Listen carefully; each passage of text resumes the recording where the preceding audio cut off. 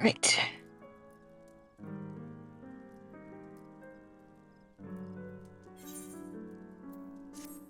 Wakey.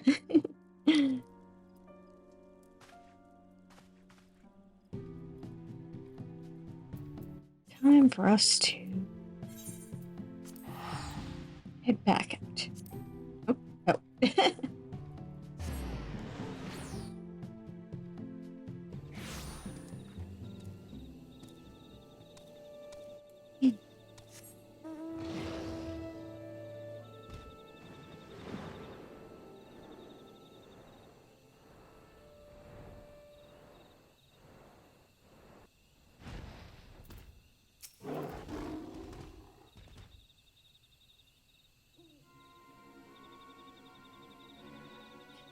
Well met, friends. I'm Norval, a humble citizen of Gridania, and I see you received my letter. We've come as you bid. The tome, if you would be so kind. Ah, but I never said that I had it, and to be clear, I do not. What? Then why did you summon us here?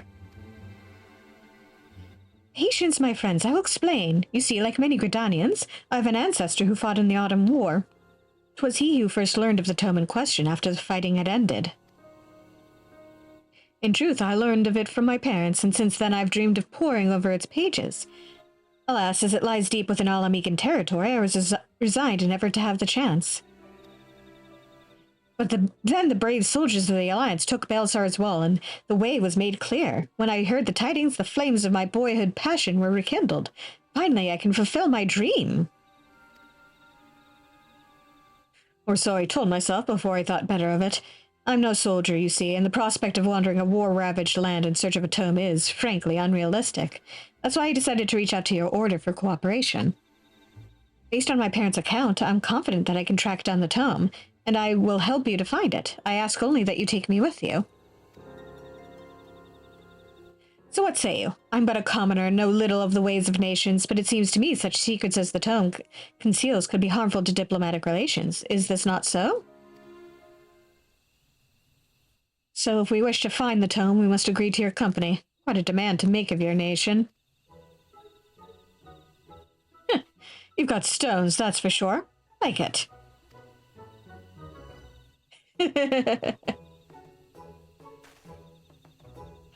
Are you serious? A civilian is essentially holding us to ransom, and you praise him for his stones?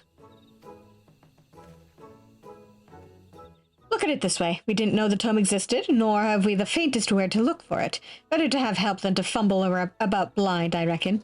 Come on, Svarm, back me up here.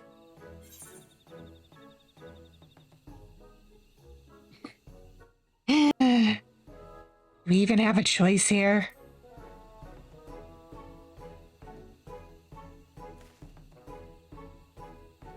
I suppose you have the right of it. Whether we like it or not, we would struggle without Norval's knowledge. Very well, we agree to your terms. And here's ours. You must obey our orders at all times. To the letter, sir. You shan't regret bringing me on. First, we will make for Castor Morians, presently held by the Order of the Twin Adder. Thence we shall make our way into the unknown.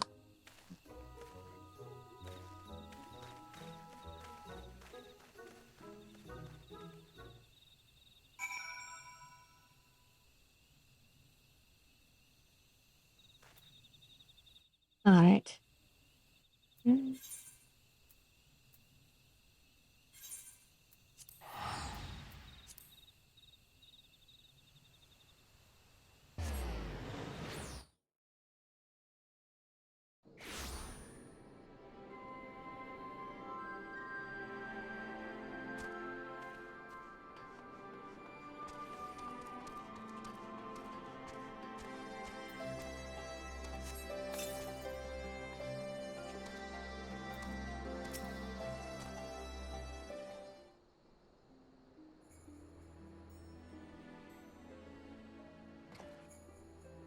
The armies of the four nations united under one banner and one purpose, a sight to stir the spirit. Well, where to now? Pray do not be hasty, Master Sanson. Before we venture to the wilds of Garabania, we would do well to acquaint ourselves with the lay of the land. Yeah, good point. As a serpent captain, it should be a simple matter for you to secure permission for us to remain here, just long enough to get our bearings. I suppose it would only be prudent.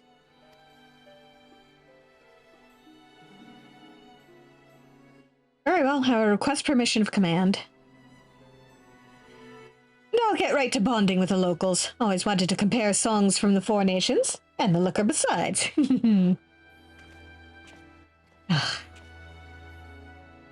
Master Guidolo is quite a character, isn't he? Aye, that he is. Pray, pay him no mind. Now then, I will make my own inquiries. In the meantime, you're to lay low and refrain from bothering the garrison, understood?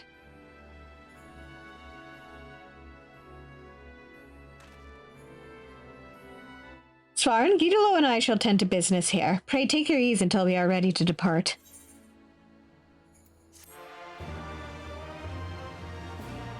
Take my ease for like 2 minutes. Yes. Level 63. I'm already past 63. I'm good.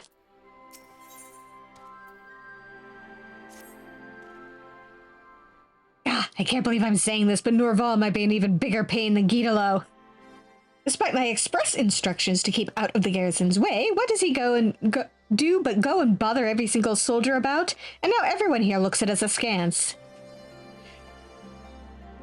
I brought a tome to record mission details, but instead I'm filling it with the names of those to whom I must apologize. I'm sorry if I've caused trouble, but it's simply more efficient that I make the inquiries myself.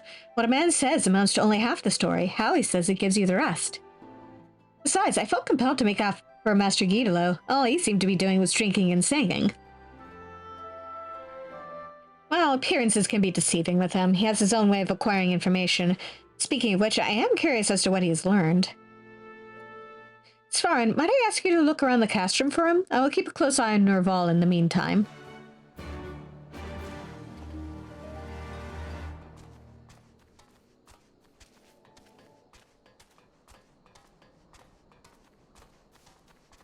Oh, hey. There you go, Guidolo. Sanson wants to know what I know, does he? Well, might be as I've learned a thing or two, but I ain't ready to share 'em yet.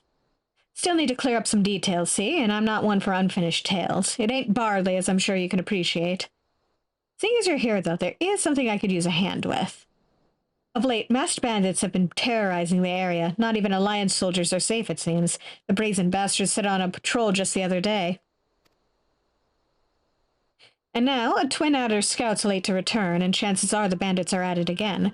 I want you to go and check things out. I'd go myself, but I need to keep an eye on our friend Norval. He's been acting queer since we got here. What, has he been, kissing guys around here?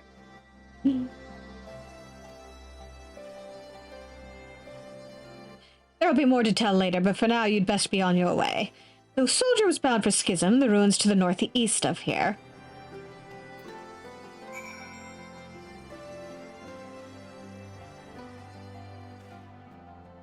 Northeast, huh?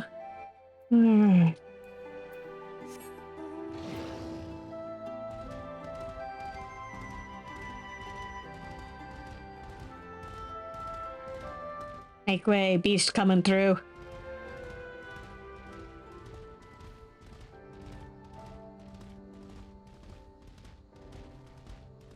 All the other beasties better not try and eat my face.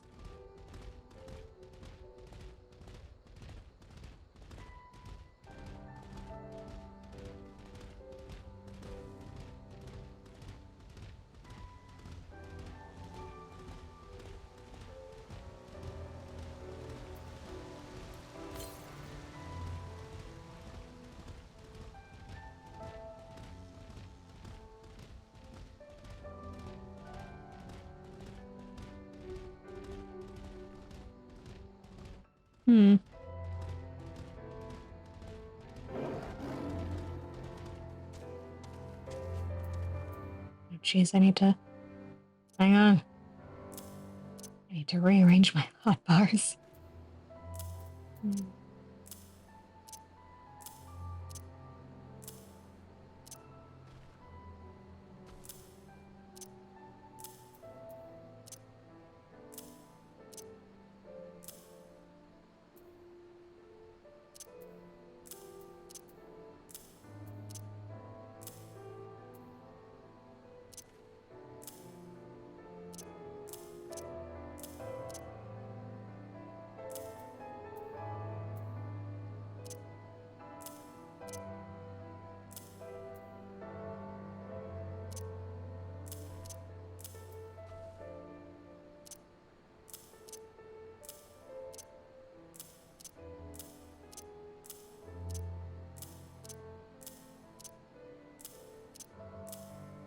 There we go. That's more like it. Actually. That's what you do.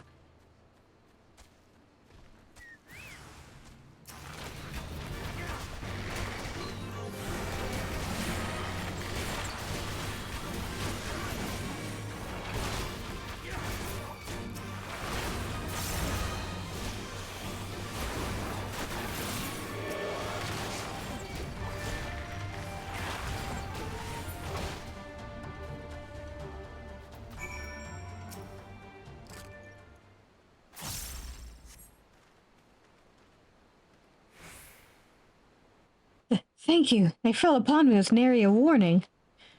They knew I was coming. They alter our patrol routes on a regular basis, but they knew. What's more, it was as though they were barring my way. But now's not the time for speculation. I must take word of this back to my superiors. My thanks again, friend.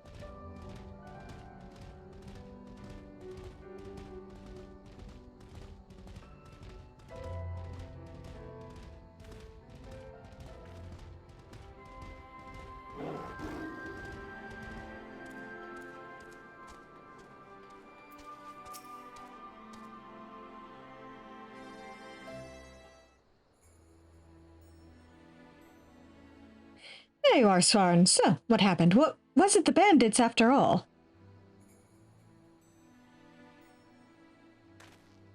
Masked bandits in the area and you had an encounter with them? Thank the matron you did not come to harm. Idolo, why did you not see fit to share this with us? Well, I knew it was nothing Svarn couldn't handle alone. Besides, I had some business of my own, someone to keep an eye on.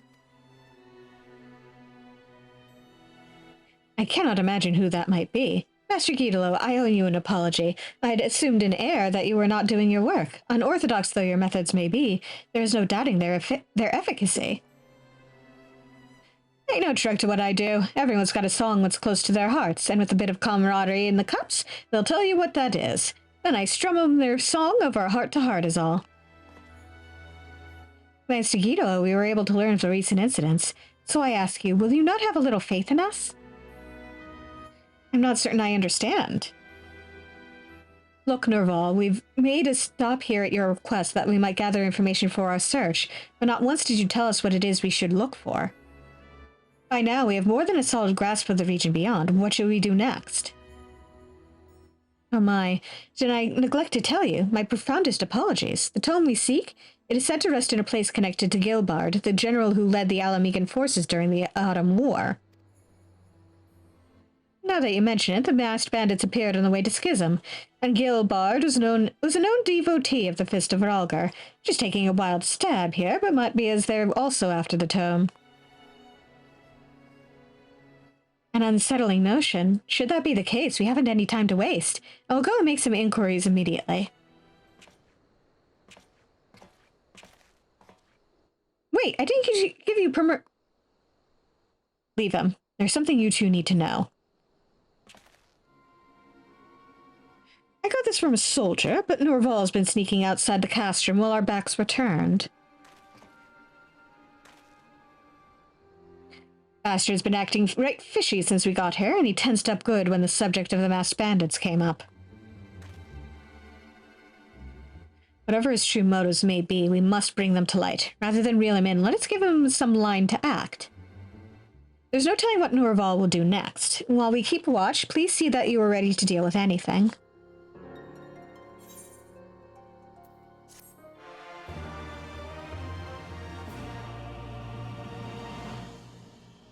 The plot thickens. Alright, and let's see.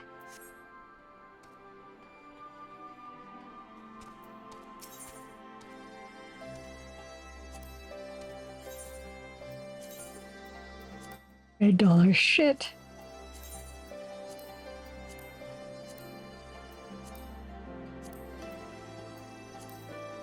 Okay. And which class do I wanna?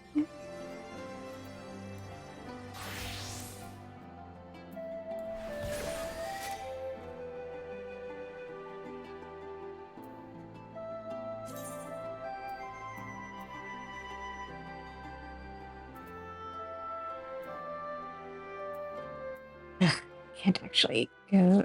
Can't teleport there yet. Okay. I'll have to take the long way around. Oh well.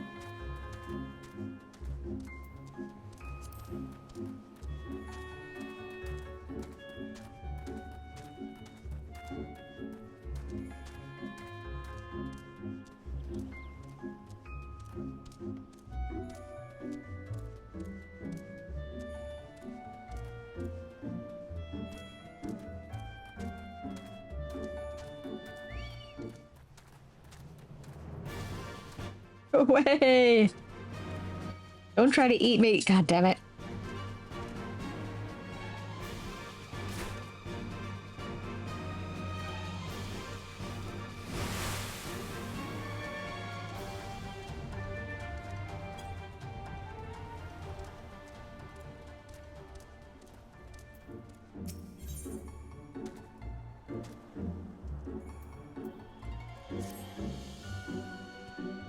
I shall return to the ship and prepare for our departure. If you have any remaining business to conduct with the pirates here, I pray you do so now. Oh, that reminds me, Svarn, would you be so kind as to inform the Confederates of our plans? The more they know of our movements, the less like we are to be mistaken for another vessel by their comrades.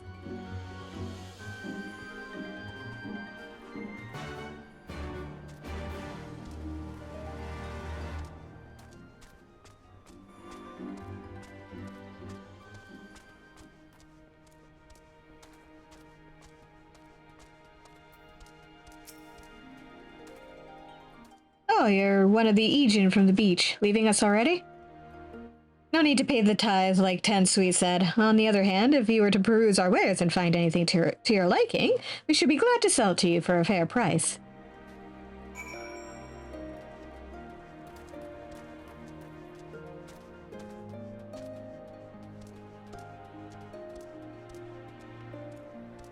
Whee! Ouch. Who needs ankles anyway?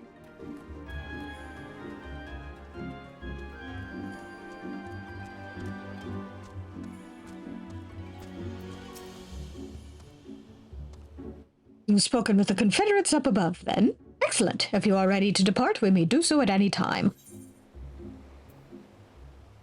All aboard!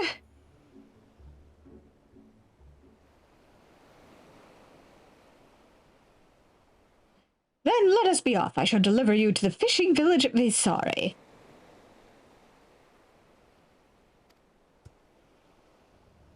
Wait, Tansui said that the Viceroy was holding court in one of the fishing villages, did he not?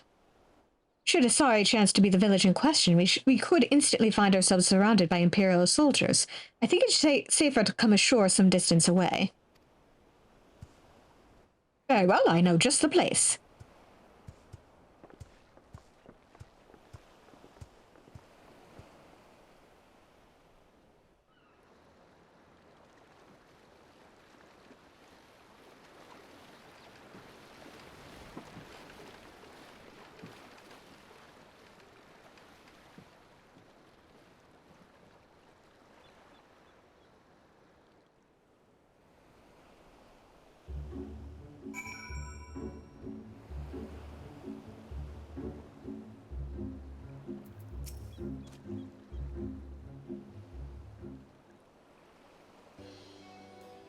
Here we are. I'm reasonably certain none bore witness to our approach. And with this, I believe I have fulfilled the terms of our agreement. Aye, that you have. You have my deepest thanks, Soroban. Truly, we are blessed to have befriended such a clever and industrious merchant. Oh, you are much too kind, good sir. I know not where your path may lead, but I wish you the very best and hope that we shall meet again.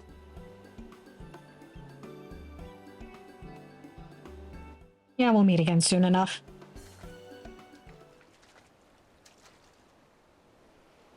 So we finally arrived in Othard. All we need to do now is, liberate Doma!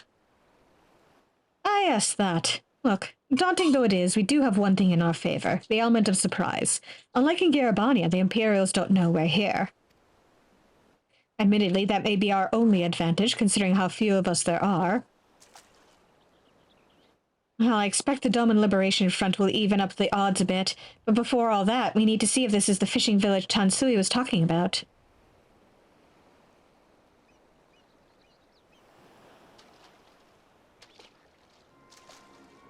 It may well be. I smell ceruleum on the breeze.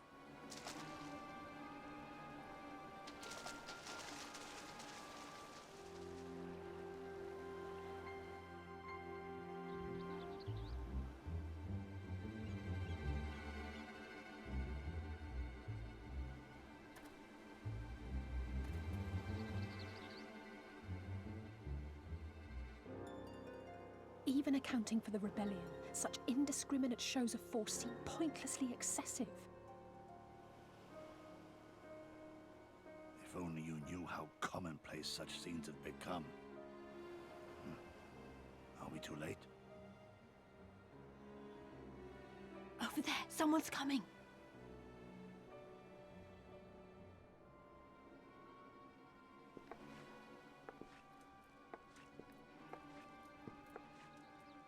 It is she, sworn enemy of Doma, of my master.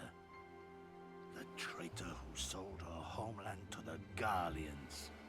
Yotsuyu. The Viceroy herself. And look behind her. Isn't that...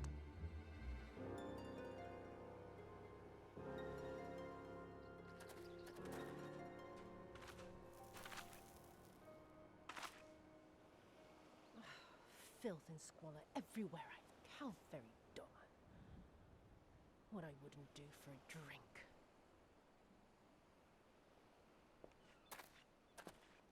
Come now. You've no reason to look so afraid. You have lived through a quarter of a century of Garlean rule, remember?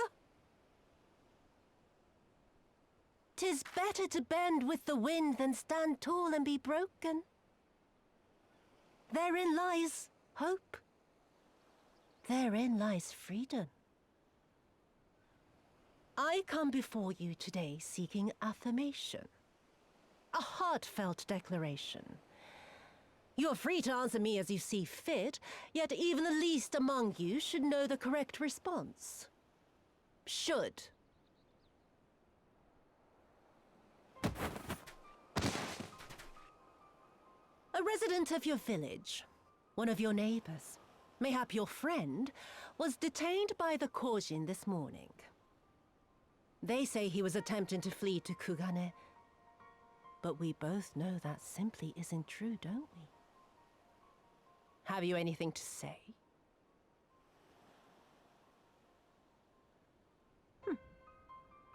Bit slow, this one. Is there anyone more sensible among you? Have any of you anything to say? To swear? My lady, I swear to serve the Empire, to do whatever is asked of me, and never disobey.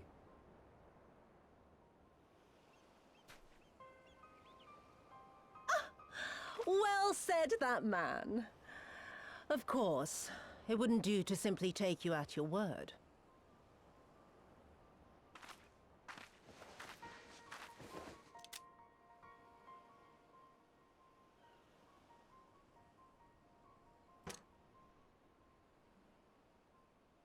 Kill him. Surely you can do that much. He must be guilty of something or other, or he wouldn't have attempted to flee the Empire.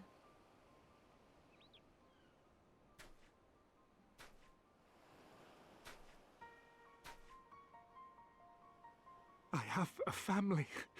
Kami, forgive me. Kami, forgive me.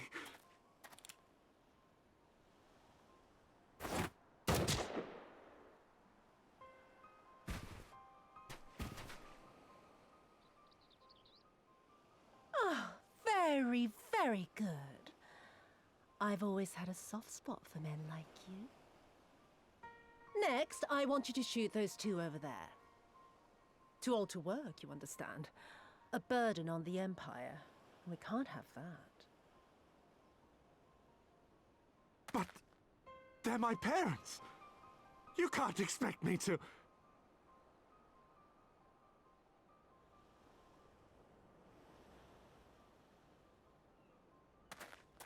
You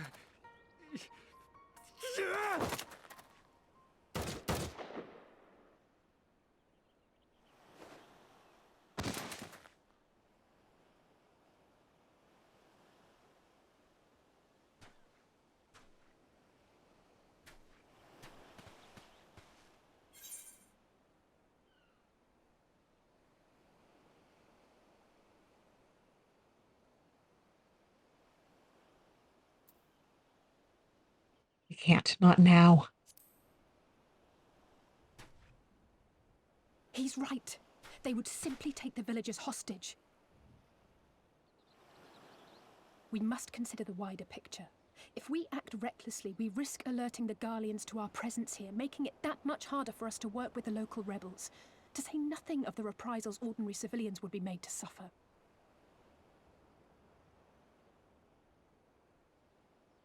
Open your eyes, girl. They are already suffering. Let me go. I am putting an end to this madness. I will approach the village alone and identify myself as a former leader of the rebellion and a known fugitive. They will wish to detain me until they are certain they have learned all I know. Use this time to make your plans. You saw what those monsters did to the villagers. Who knows what they'll do to you, assuming they don't kill you where you stand?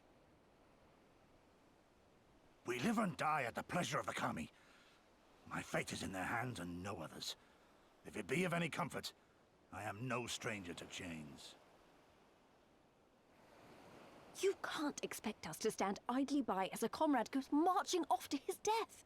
And this is nothing like Kugane. Nor is it like the Reach, Lise, or the Wall. Let him go. Hold out for as long as you can, but remember, noble sacrifices are to remain an absolute last resort. I wish I could say it won't come to that, but only the gods know how we're going to get you and the others out in one piece. A miracle, perchance.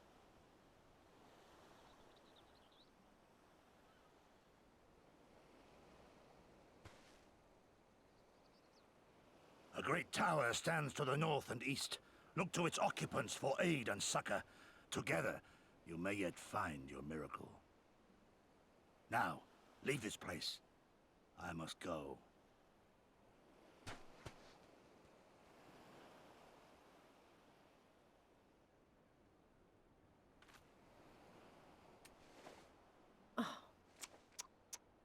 Another idiot like all the rest.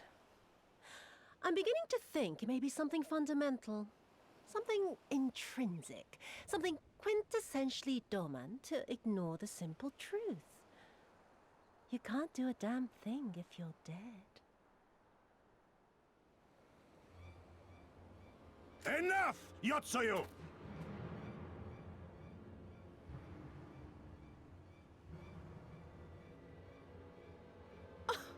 Well now, this is a surprise.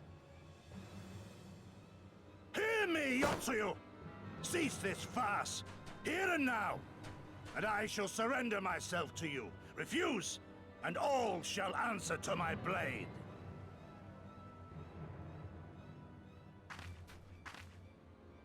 Bring him to the tavern.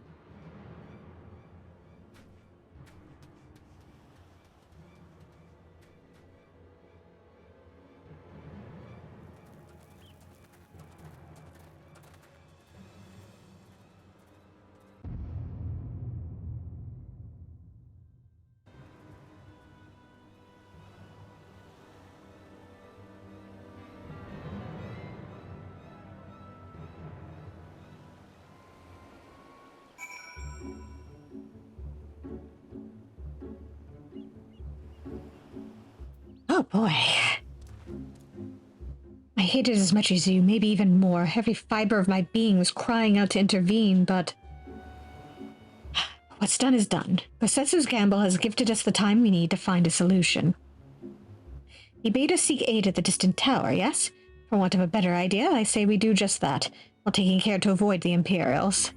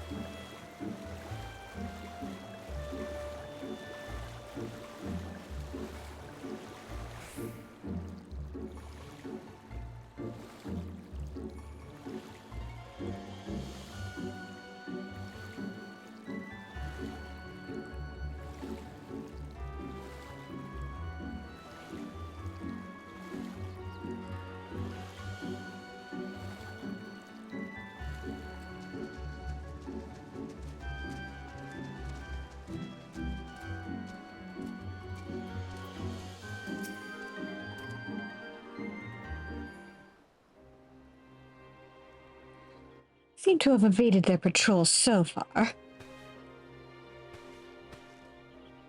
What is that tower anyway? I've never seen anything like it.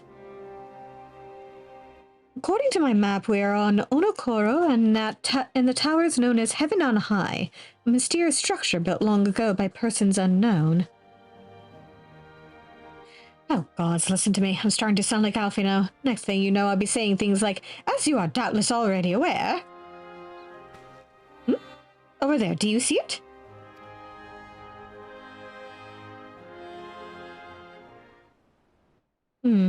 Doesn't look like it's been dead long. Whoever did this, they're a good shot. I can't see a single stray arrow. Oh, someone's hungry. Wait, that wasn't either of you two, was it?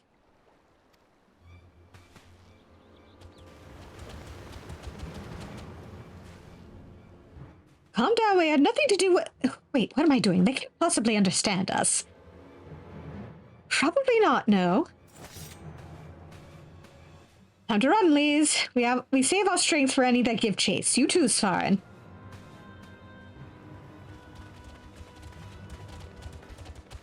I think all of them want to eat my face, though.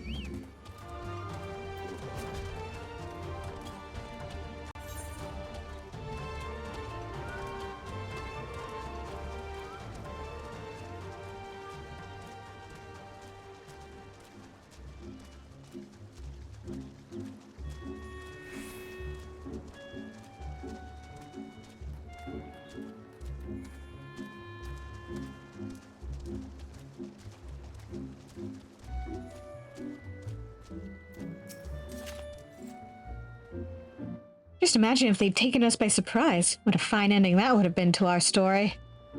Anyway, I think it's safe to assume that the people at the tower know how to defend themselves. You'd have to, sharing an island with these things. Now all we need to do is convince them to help us.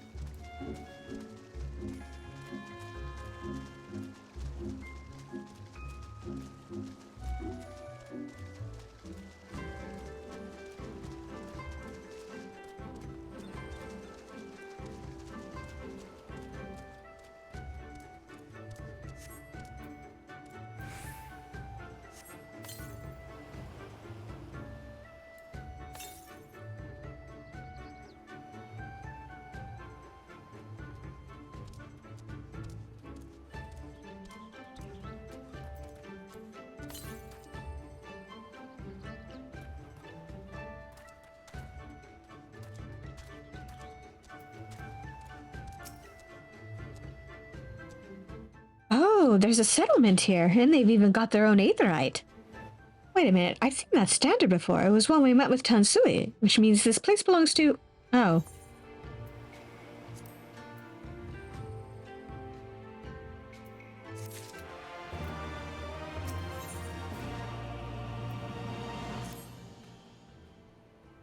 It would seem we have found a Confederate settlement, mayhap even their headquarters, judging by the size of the place.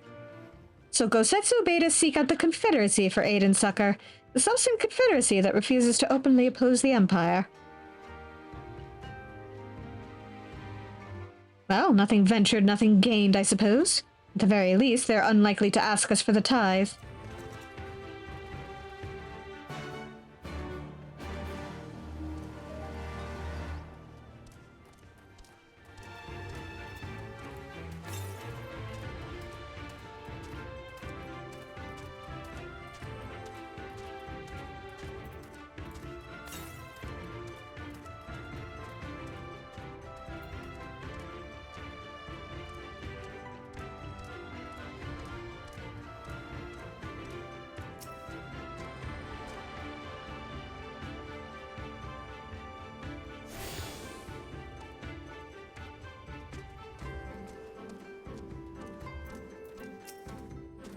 There you are. What wind brings you hither of all places? Were you not bound for Arthur's shores? Well, about that. I see. I trust you have not forgotten our previous conversation on the subject? No? And what do you want, a second opinion? Very well. Come with me, I will take you to the captain, Rasho. Just like that, an audience with their leader? How very accommodating. We must needs choose our words carefully. Of course, this is not the Diplomancer party. You leave it to me. I've always been good with people, and this will also give me a chance to use the Eastern greeting they showed me in Revenant's Toll.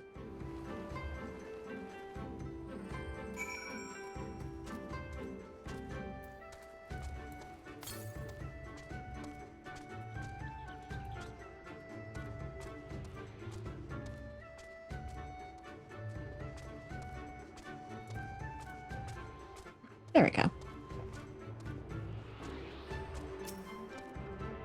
Oh, somewhere around here?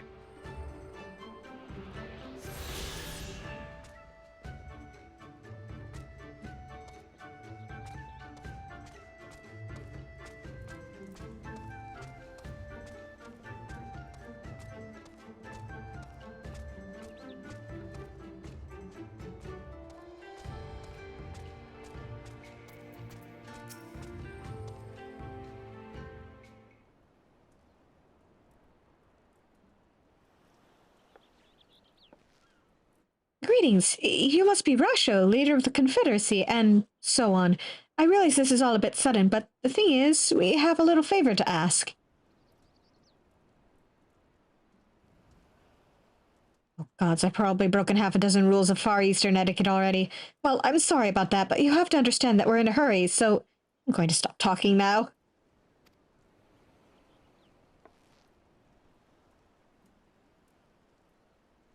Many revere manners and tradition can be found the world over, but not here. Your candor is appreciated. Speak your heart.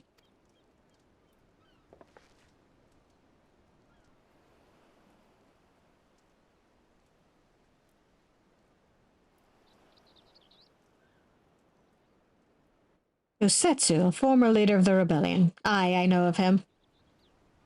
Why he bade you petition us for aid and succor, however, I know not.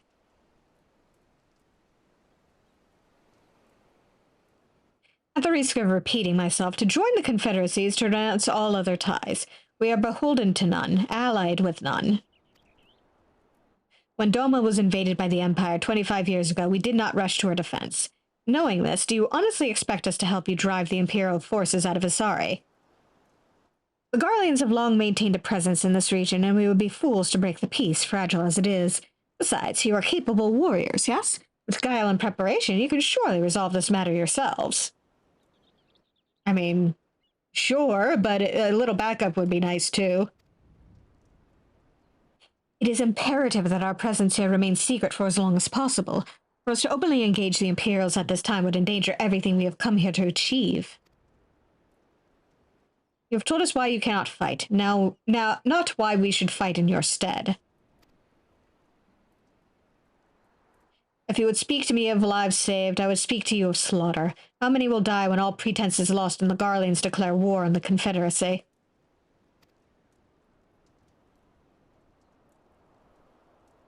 Hate is a luxury we cannot afford. You are free to come go as you please, but you will receive no further aid. Thank you for your hospitality. If you would excuse us.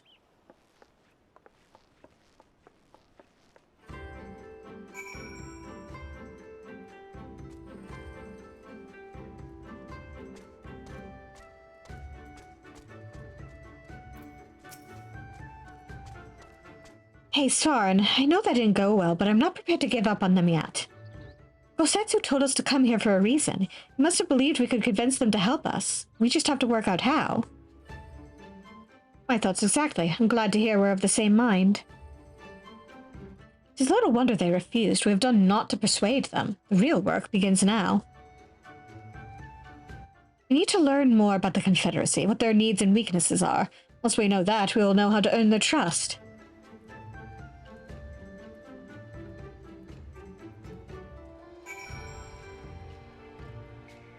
Alright, time to do some odd jobs.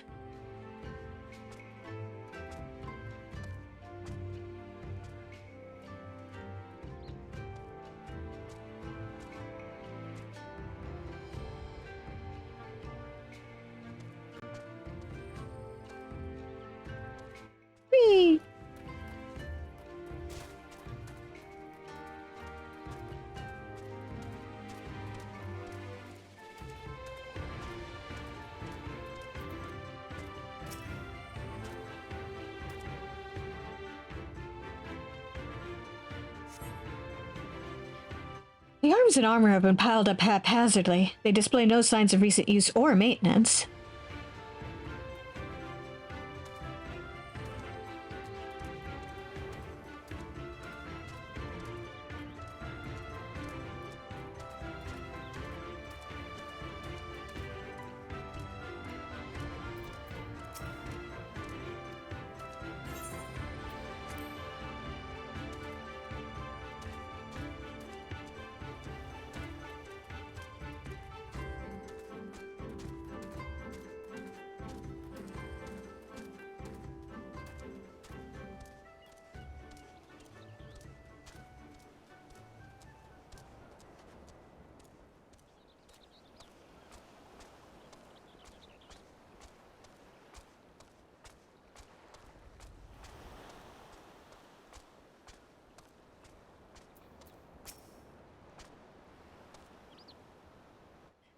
Taking an interest in the ship? Heh, good eye. She's not much to look at now, but once upon a time she was a beauty.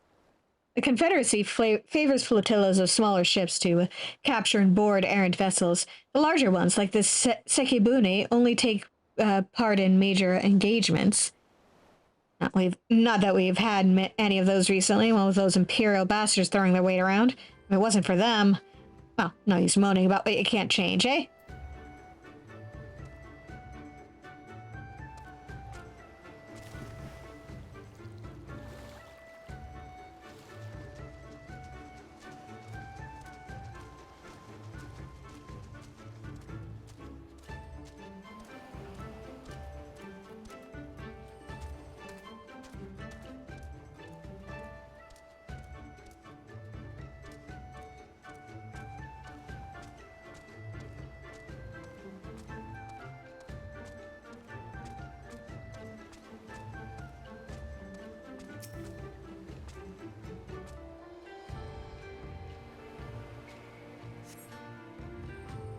A number of crates and barrels have been stored here. On closer inspection, however, most are empty.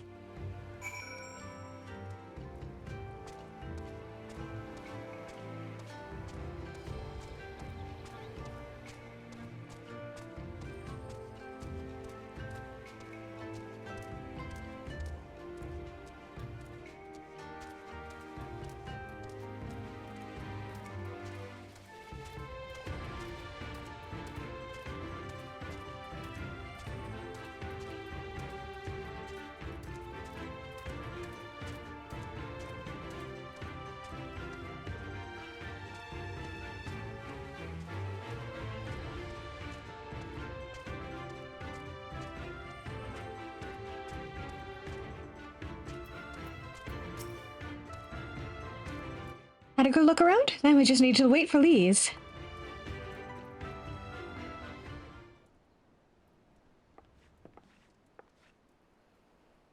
Sorry to keep you waiting, but I wanted to talk to as many people as I could. It's just as Tensui said, they have no intention of standing up to Yotsuyu. I don't know if you two got a different impression.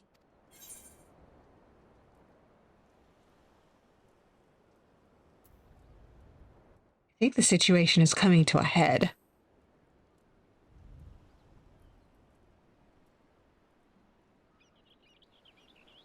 I agree. It's obvious that they are struggling to survive and that they blame the Imperials for their recent troubles. Even if we do nothing, it is inevitable that they will come into conflict with the Empire sooner or later, and deep down they all know it. The only thing holding them back at the moment is the belief that they lack the strength to survive the coming war. So we need to prove to them that we're not all talk, that we can be valuable allies in the fight.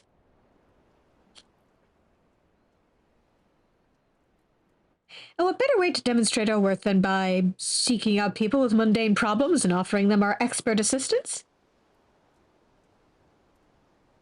Wouldn't be the first time we've had to earn someone's trust by helping them out with this and that, and you know it won't be the last.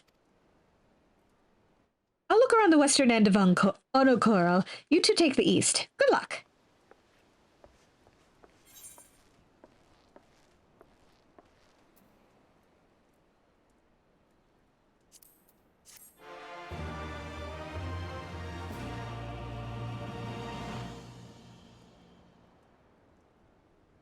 Nice, I've learned a new emote.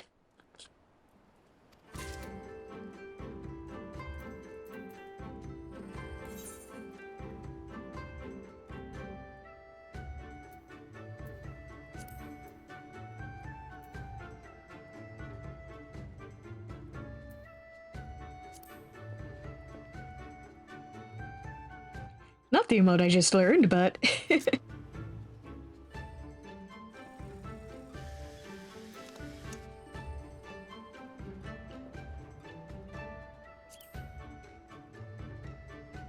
There we go. I look so polite.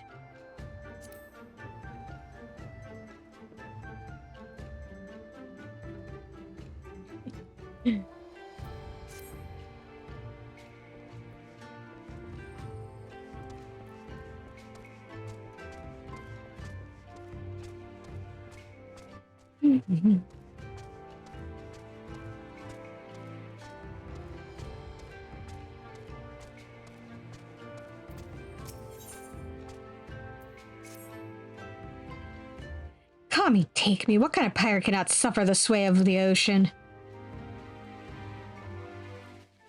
A new recruit from far-flung shores? Listen well, I have a task for you. Go first to Aokumo below and receive of him medicine for men of the earth. Then to quickscape here and the hapless Doman bemoaning of his wretched fate, quickly.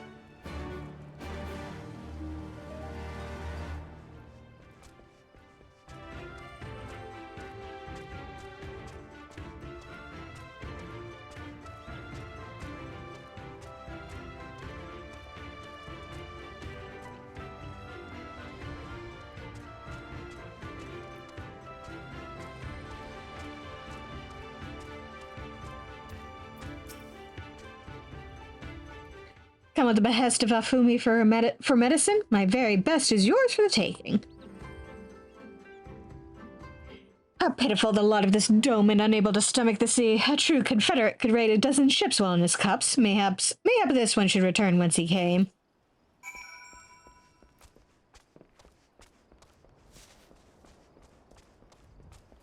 I go grab the other quests real quick before I, head back up.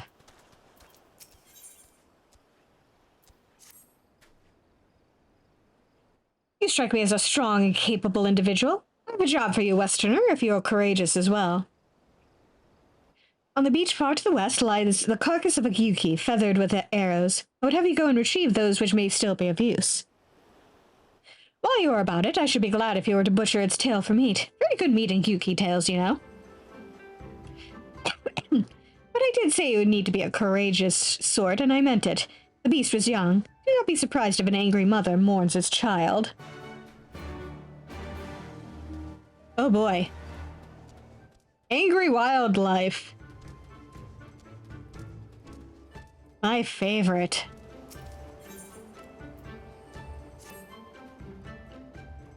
You there. Hi, you. Have you seen a bumbling clod of an Aura, a new recruit I ordered to patrol the northern edge of Onokoro? He is late in returning. A strange boy he was, quiet and brooding, reluctant to speak unless spoken to first. Better that than a fool who never holds his tongue, perhaps. Much as I would enjoy dragging him back by the ear, I cannot. Duty compels me to remain. You, on the other hand, have no such obligations. I mean, the fact that he doesn't technically have an ear would probably also make that harder.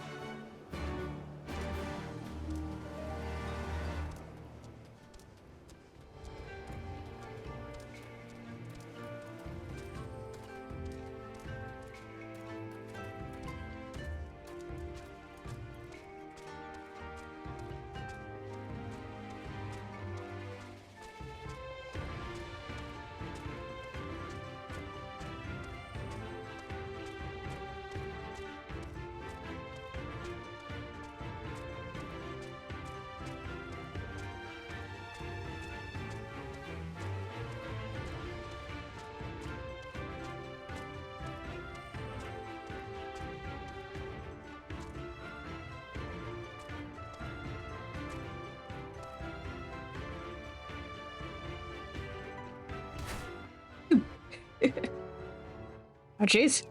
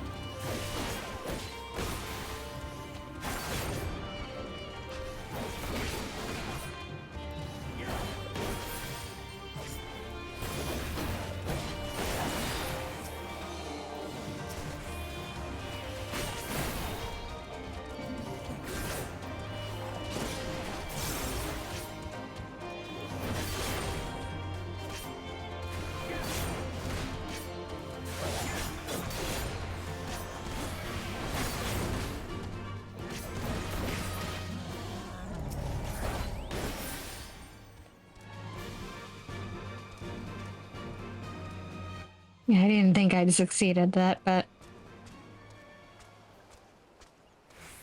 Gave me an excuse to get some practice in.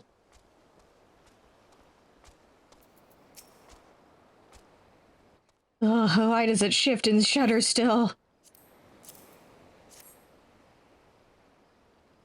Medicines? Give them here. They may look down on me for resorting to such measures, but I would do aught to render the world stable and motionless once more.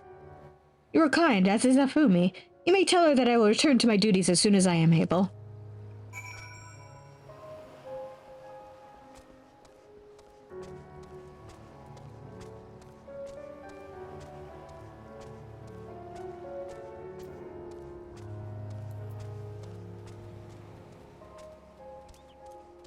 Actually, since I'm in the area, I may as well.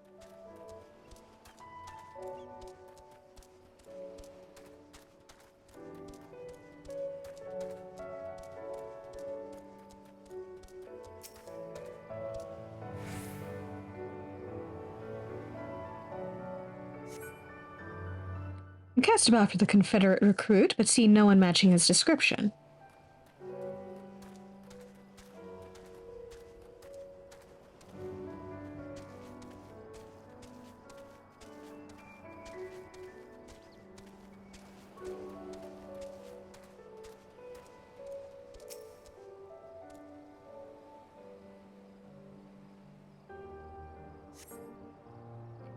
Cast about for the Confederate recruit, and at last spy a young Maori man lurking behind the rocks to the west.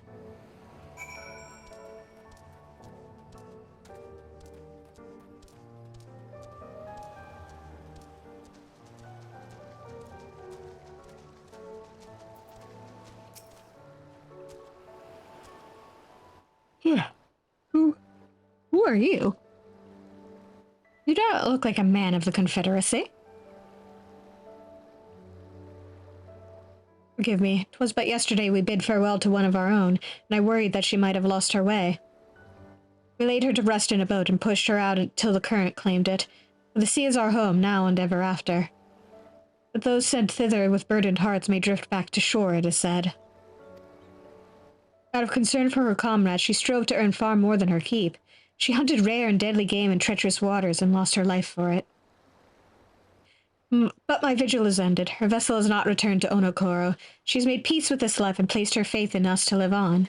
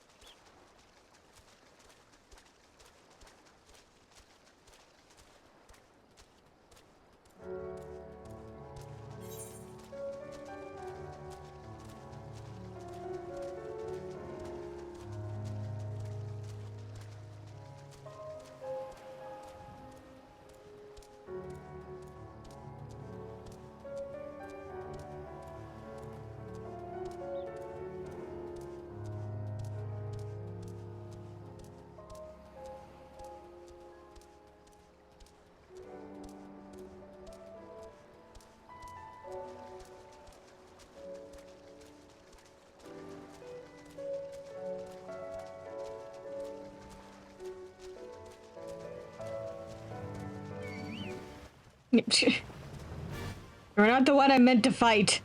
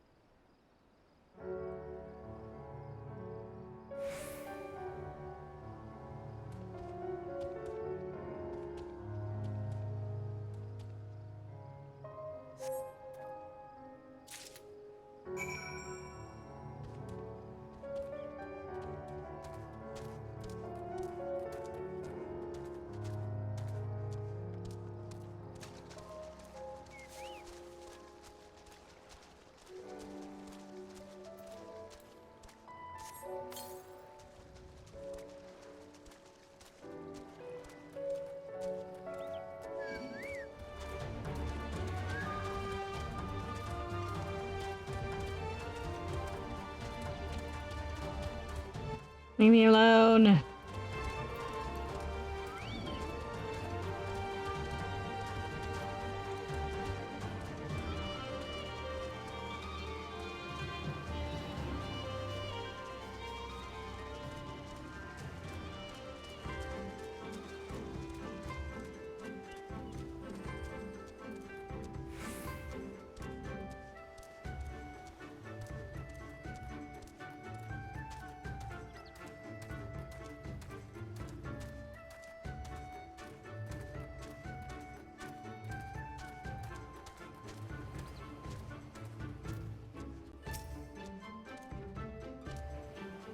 You've been away for some time, perhaps in search of a young Gyuki corpse?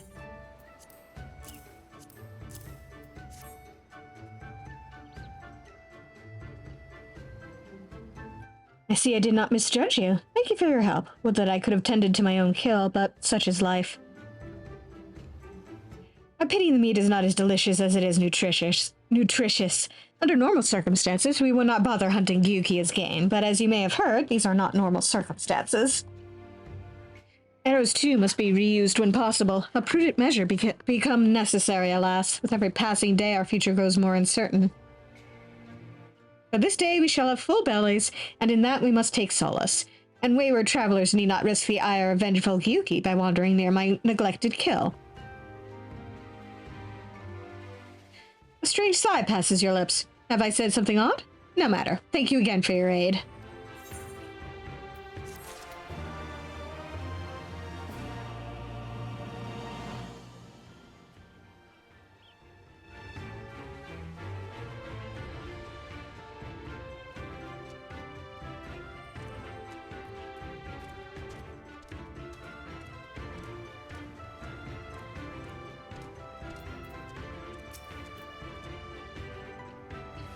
So, what of my recruit? Did you find him napping on the beach or some such? Actually. What? All this time he's standing watch for the funerary vessel? Huh. So rarely does he give voice to his thoughts. I had no idea our comrade's death had affected him so. And too quick was I to judge him. It is good that you went in my stead, else I might have misspoken and made a fool of myself. Please accept this as a token of my gratitude.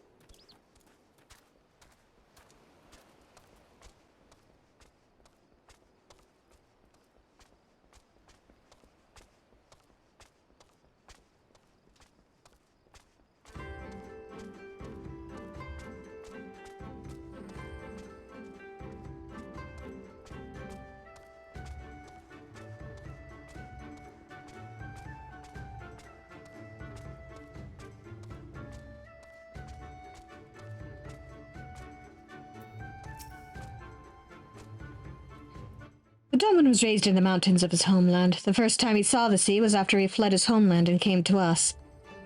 He tosses and turns in his sleep, and when he takes to the water, it is not long before he can no longer stand. But he will grow accustomed to this life. He is hardly the first, after all. The captain, too, was once of Doma, though he cast it all aside 25 years ago, when the Imperials took his lands and the lives of his parents and brothers. Perhaps you, too, will renounce your ties and join us someday? I mistook you for a recruit before, but I know your tale now. Tansui has unfolded all. Think on my offer, Westerner. You may find small joys in the land, but the sea holds salvation. I'm good, thanks.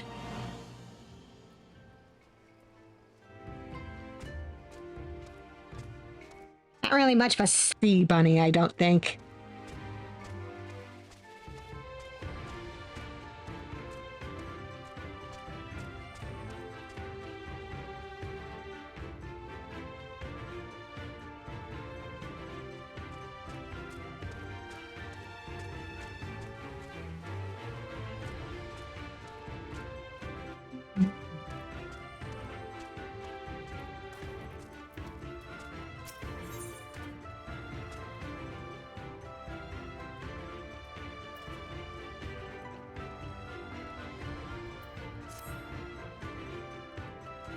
You've been busy, haven't you? And now you're here to ask if I need help with anything? Now that you mention it. Lately we've had trouble with ravenous sharks that have been leaping out of the water and making off with our fish. Damnedest thing, I know, but you wouldn't doubt it if you saw it. We've got to cull the thieving bastards regularly. So happens I sent 3 of my mates out there before you came along. Still, the more the merrier. If you can kill 2 or so, that ought to be enough. Take a few of these rotting fish as bait. I'll not be needing them. Oh, and maybe see if you can't find the other group. They've been away longer than I like.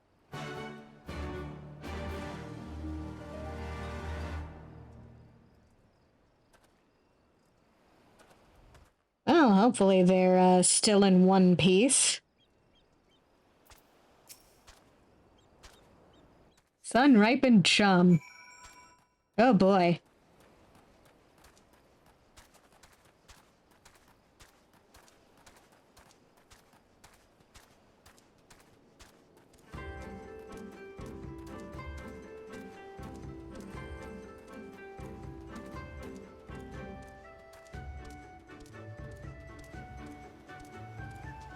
For a moment I misread Confederate sentry as boneless Confederate.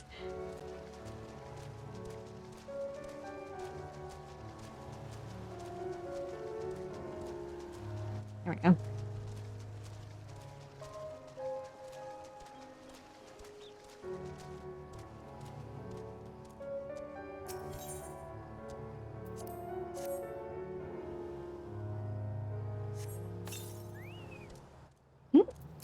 Yep.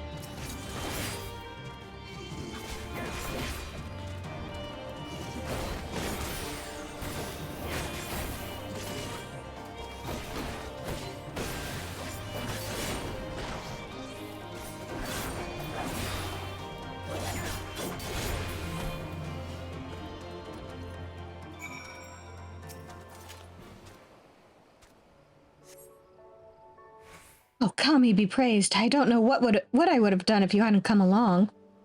My partners and I got separated when we fled. You haven't seen them, have you? Damn. Before the Kojin started chasing us, their leader asked us if we were Domin. They're Yatsuyu's catchers, I know it. First Asari and now this.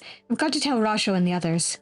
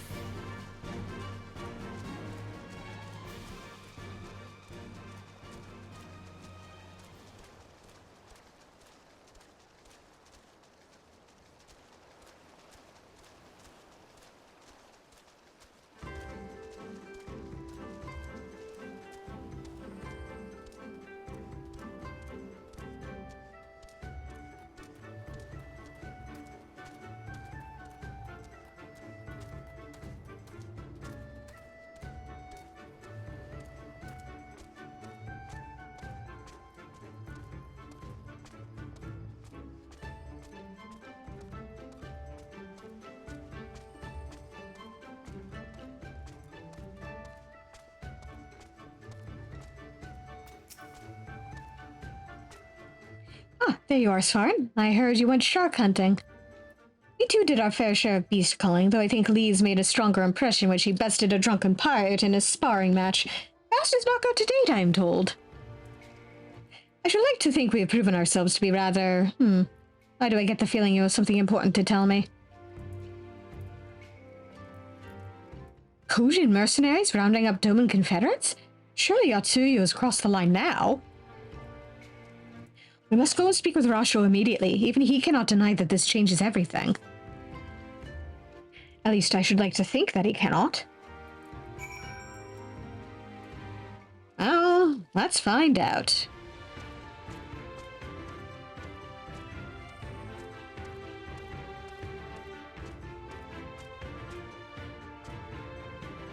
Hey, Rasho.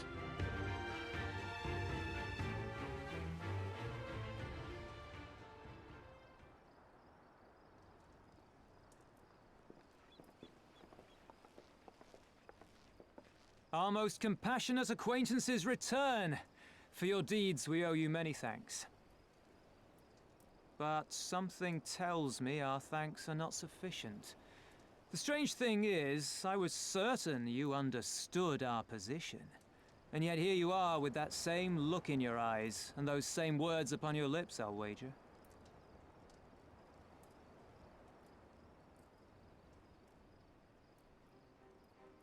I speak only the truth. The Confederacy will not be spared Yotsuyu's wrath.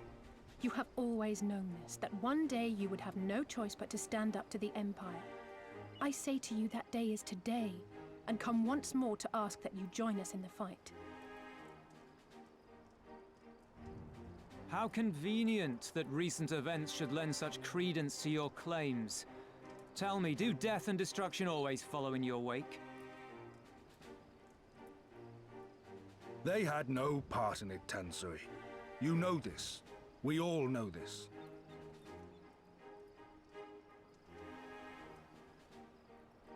They came and took our Doman brothers.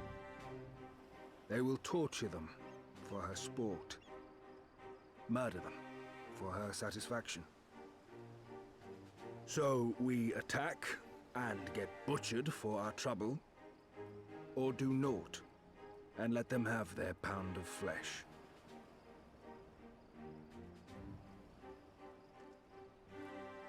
If this be our choice, I say we suffer the ignominy. We endure. We survive. There is no better path. Until the day our enemy is grown weaker and we stronger, there can be no retribution. We will wait for a sign. Such is the judgment of the Confederacy.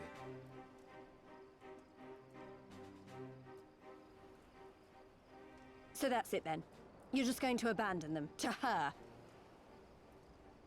They'd die for you, you know, for the Confederacy. They would die for you, but you wouldn't even think to risk your lives for theirs.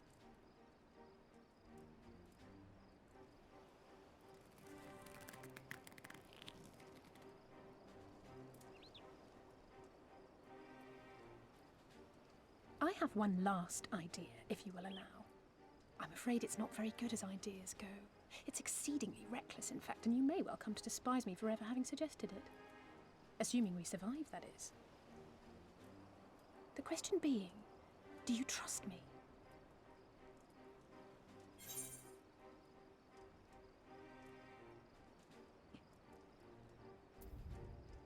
Do you even need to ask?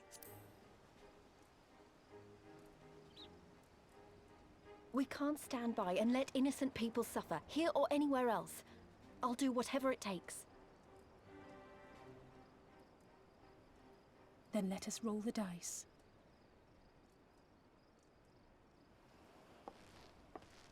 If it's a sign you want, we shall give you one.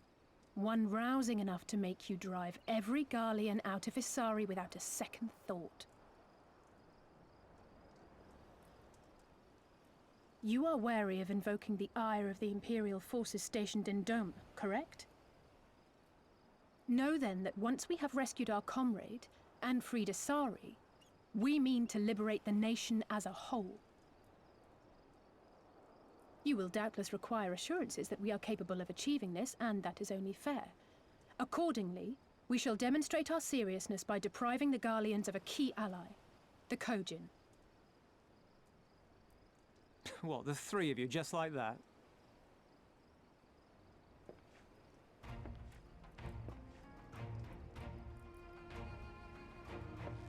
Actually, my esteemed colleague here will attend to it on his own.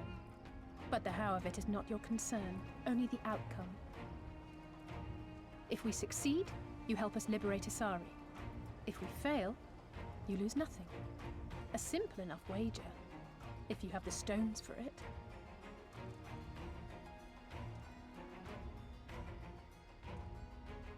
The little miss does make it hard to refuse, does she not?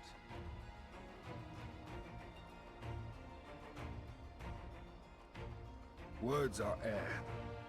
We will weigh you by your deeds.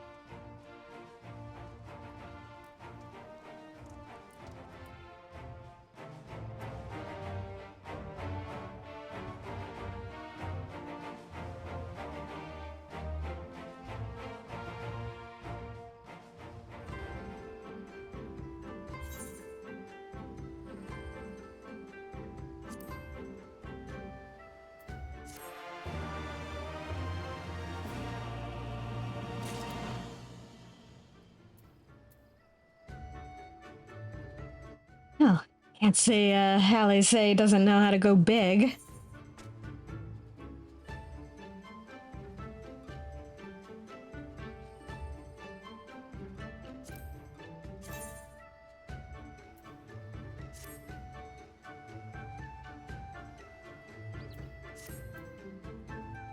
So, alone you will deal with the Kojin. If you are set upon this course, I shall give you a word of advice. Two factions have the Kojin. The mercenaries who serve the Empire belong to the Red. Those who belong to the Blue are the traitors. They have made no pact with the Imperials, and so may be willing to aid your cause. Seek the Blue on the Isle of Becca, and there you will find a cave. The rest is up to you.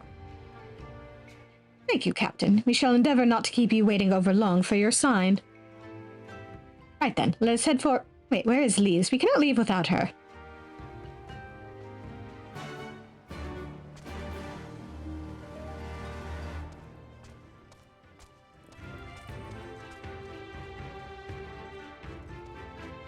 Yep. I also can't leave without picking up this blue quest.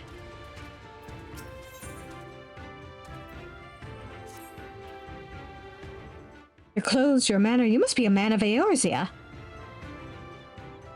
Do you know of the East Aldernard? Do you know of the East Aldernard Trading Company then? I hear they're a fairly prosperous vendor where you are from. Your acquaintances with the Kugani branch office owner? Oh-ho! The chief's been searching high and low for a well-connected man such as yourself. Oh, but before we get into that, allow me to introduce myself. I am Hansaku, and you would be... Svarin? That should be easy enough to remember. Now, Svarin, do me a favor and meet with the chief, would you? Ever since those damned Garleans strengthened their grip on Hingashi, our contacts in Kugani have quit trading with us. You could really use your help in establishing a new business partner. Please, I wouldn't ask if I wasn't desperate. You see, I only just joined the Confederacy. Life has been hard, really hard for me lately, and if things were to fall apart here, I'd have nowhere to go. To the west of this place is a teeny lodge. The chief should be there. Fortunately, I cannot leave my post to show you there. But I trust you'll find it easily enough. I'm counting on you, Svarin.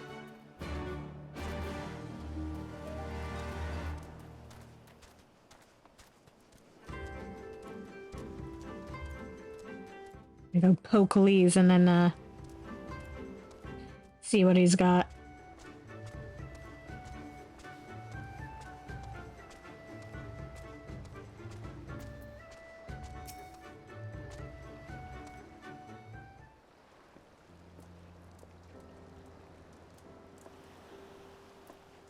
Huh? Svarin, what is it? Oh, sorry, I didn't mean to wander off. I just wanted to have a think. You're worried we won't be able to live up to our promises? No, it's not that at all. If anything, I'm frustrated that I didn't think of it first. Ida and my father had a way with words. They knew how to inspire people, how to bring them together. I always hoped I might have something of that in me too, but I'm starting to think I don't. What am I even doing here? Please, you... Gods, listen to me. I don't know where that came from. Forget I said anything. We have places to go, Imperials to fight, and friends to save. We're not going to get any of it done by standing around here moaning, right?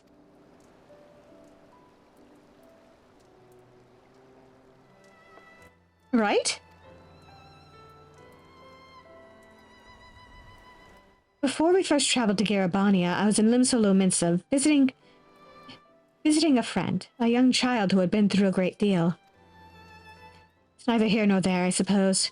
Anyway, on the way back, I passed a patisserie which sold some of the most exquisite-looking tarts I'd ever seen. I've always preferred cookies, to be honest, but nevertheless I decided to stop and try one. I'll treat you to one when all this is over. It's foreign, too, and I won't take no for an answer.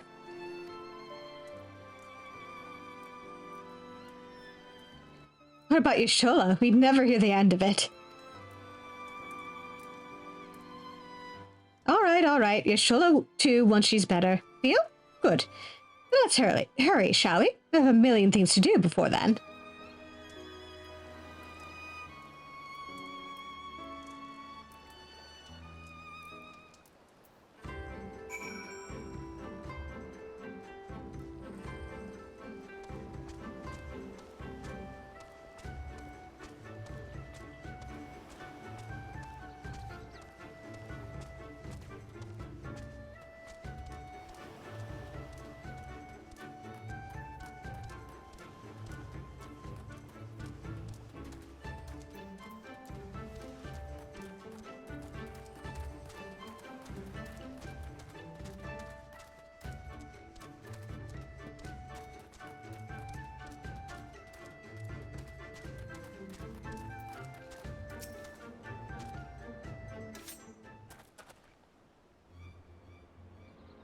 Gentlemen, since you refuse to pay the ruby tithe with coin, you shall instead be paying with your blood. I believe an arm each will suffice. Oh, wait, we're with the East Aldenar Trading Company. I suggest you think twice about this. When word of this gets back, you'll be the ones to pay.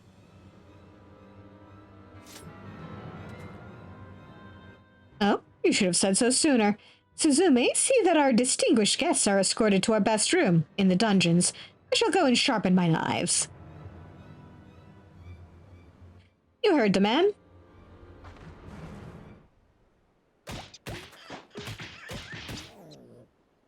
Get up and start walking.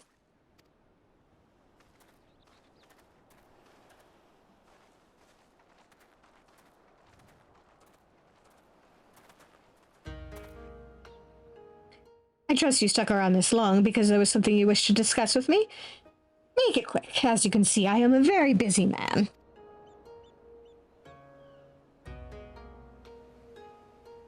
So at last we are joined by someone who actually associated with the East Aldenar Trading Company. Excellent.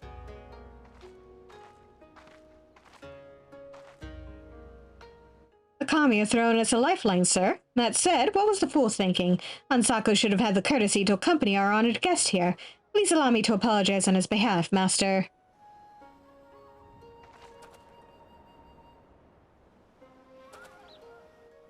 Seems the ill manners of our subordinate have begun to rub off on us. We have not yet introduced ourselves. I'm Tsukikage, and this is my right hand, Suzume.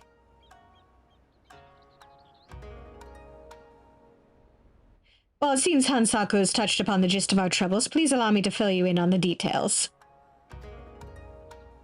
As you know, all boats seeking safe passage through the Ruby Sea must pay our levy, the Ruby Tithe. Give us more than we ask, and we might even provide you with men to guide your ship through especially difficult waters. For as far back as anyone can remember, this system has been in place, enduring even after Domo is occupied by the Imperials. While the Empire has always shown little interest in our activities, with Yatsuyu's rise to power, that has changed. The Royal Viceroy has banned the merchants of Kugane from bartering with us or paying our tolls. With those Bakufu dogs backing her, everyone is far too terrified to disobey. Many outside the port city are also looking to use the current state of affairs to avoid paying their dues, like the two we just took into custody. While we have confiscated their goods without our contacting Kugane to purchase them, they are of little value to us. Thus we look to Othard. If we were able to establish a trade agreement with their biggest vendor, our worries would be over. It is, however, something we cannot accomplish alone. I would look to you for help. Now, I am quite certain the men on the ship we seized are lying about their affiliation. Me too, frankly. Suzume, show him.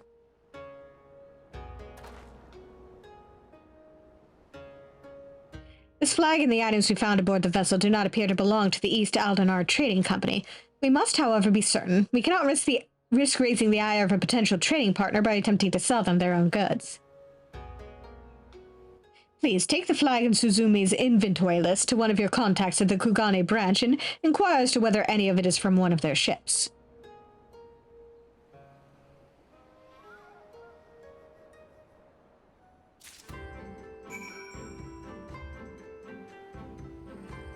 All right.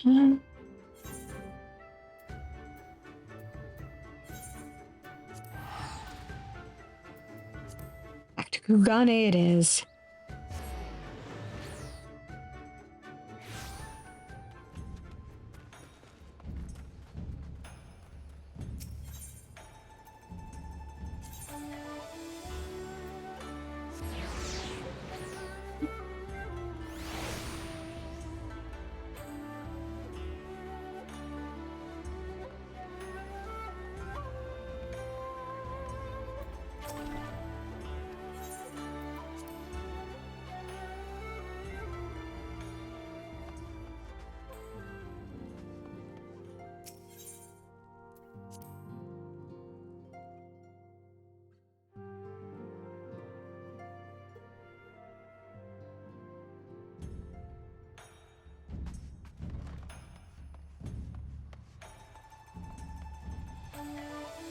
Ah, there we go.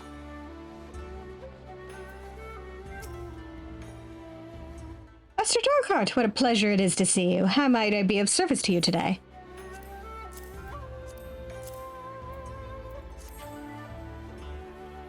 You would like to know if this flag or any of the items listed here came from one of our ships? I'm afraid I cannot help you there. Kikimo, however, might be able to tell you. She is in charge of inventory and is currently stocking our ships at Pier Number 1.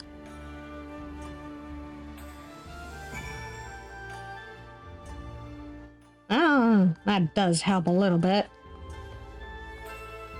Now I know who to go to.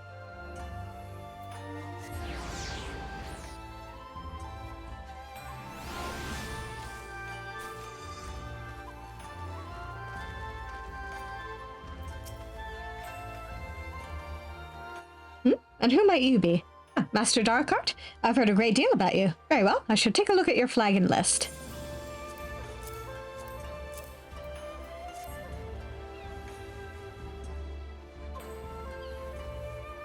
None of these items are even remotely familiar. It is as you suspected. You have been lied to. Tis a shame you were the one to ask. Had it been anyone else, it would have been an easy thing to claim the ship and its goods as our own. Many of the items listed here are worth their weight in gold and then some. With this, those men could have easily paid the tithe several times over.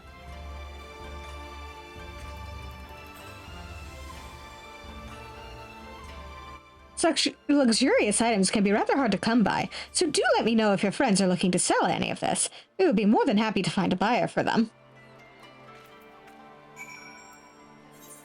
Well, how convenient.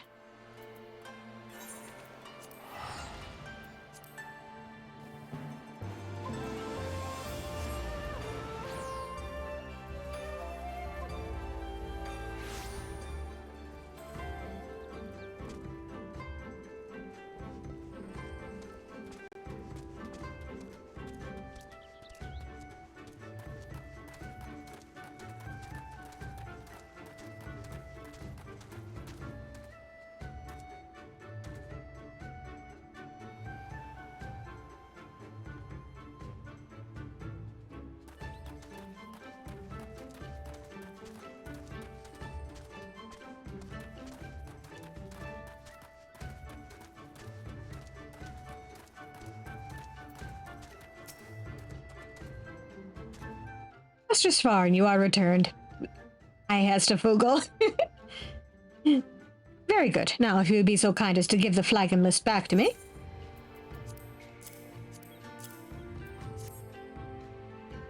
It was as we suspected then. In light of Mistress Kikimo's proposal, however, not even their evident guilt can sour my mood. Indeed, this is fantastic news, sir. It is everything we had hoped for and more. Well, certainly promising. We are not yet out of the woods. Master Svarin, I trust we can rely on your continued support. I have a feeling we will be needing it.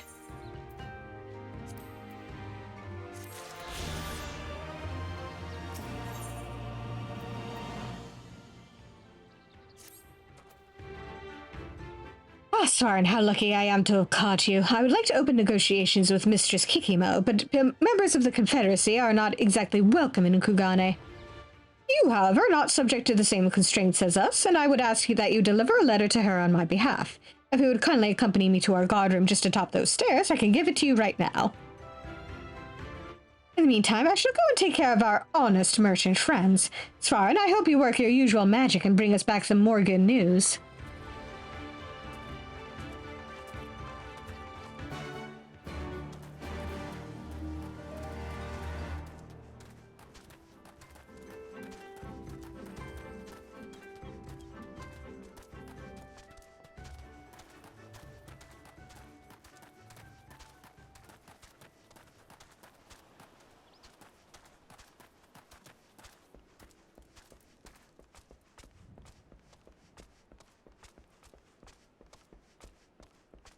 There you are. Enclosed in this envelope is a paper that outlines all of our conditions and preferences.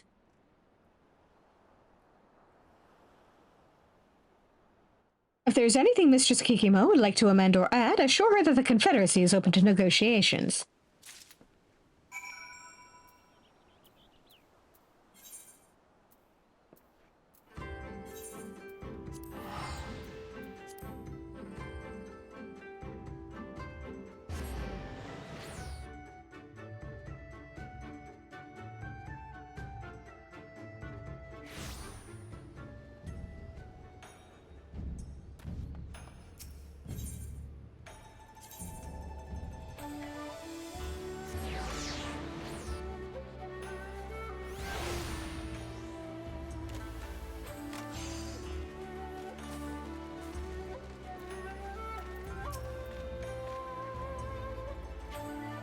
Master Darkheart, you are returned. What brings you back so soon? I got a letter for you.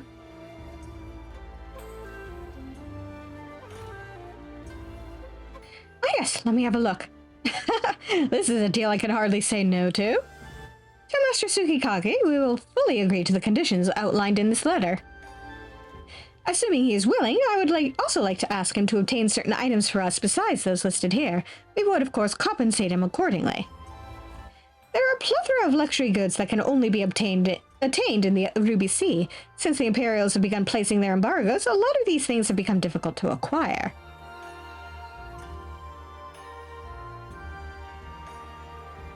Here, I've prepared a contract for Master Tsukikage to review and sign.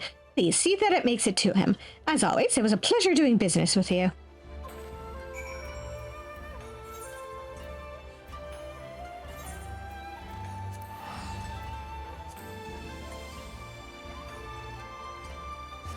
Teleportation makes this so much easier.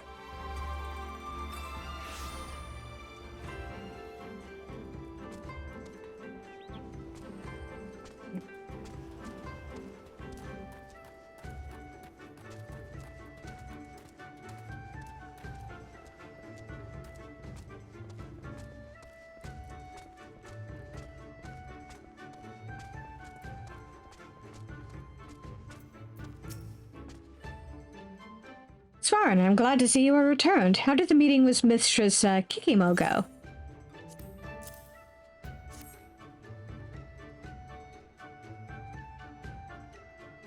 According to this contract, she has agreed to all of our terms regarding the loot and has even offered us an opportunity to earn extra coin. This, my friend, is what I call a job well done. Now, let us see. On the side, she would have us procure the shell of a decade-old turtle, teardrop pearls, and soaring shark fins. All these are expensive commodities that cannot be obtained in Kugane, or anywhere outside of the Ruby Sea for that matter. Ha ha ha! Mistress Kikimo certainly knows how to play her cards. Chief, I'll go and get them for you. A very generous offer, Hansaku, but sending you to search for everything alone will take far too much time. Let us divide the work. You can retrieve the soaring shark fins, I will find the turtle shell, and Suzume, you secure the teardrop pearls. Understood. I shall make for Shoal Rock right away. Ah, there he goes again. He ran off without even bothering to confirm how many fins we would have him bring back. Man is completely incompetent. There's no need to be so hard on him, Suzume. While perhaps a touch overzealous, he's simply looking to prove his worth to us. It is only natural, seeing as he narrowly escaped death at the hands of his former shipmates. Each and every one of us here comes from a similarly difficult past. I do not see why we should treat him any different. An interesting notion has just struck me. Mayhap the reason our dear Hansaku is so enthusiastic about procuring items is because he is attempting to avoid something, or rather, someone. You mean to imply that the fake merchants were members of his former crew? Indeed, he has been rather skittish of late, and it would explain why he did not escort Svarin to us when they first met. Coming face to face with your former crew under the best of circumstances can be trying. When you hold a blade to their throat and force them to pay the tithe, well, then you become a marked man for life.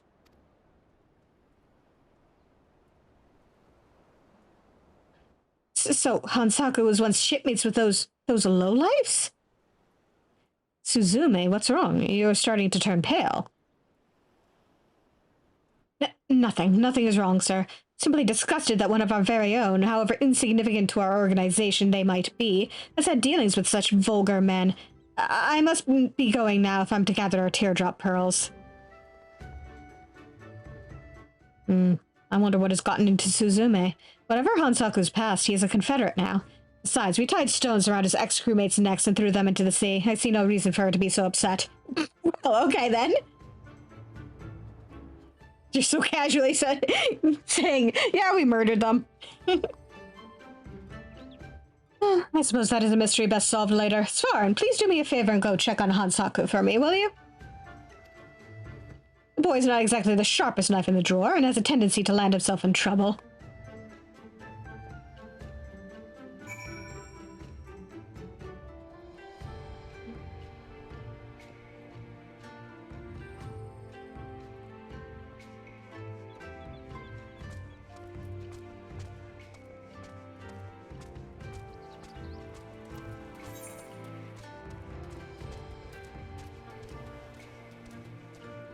Okay.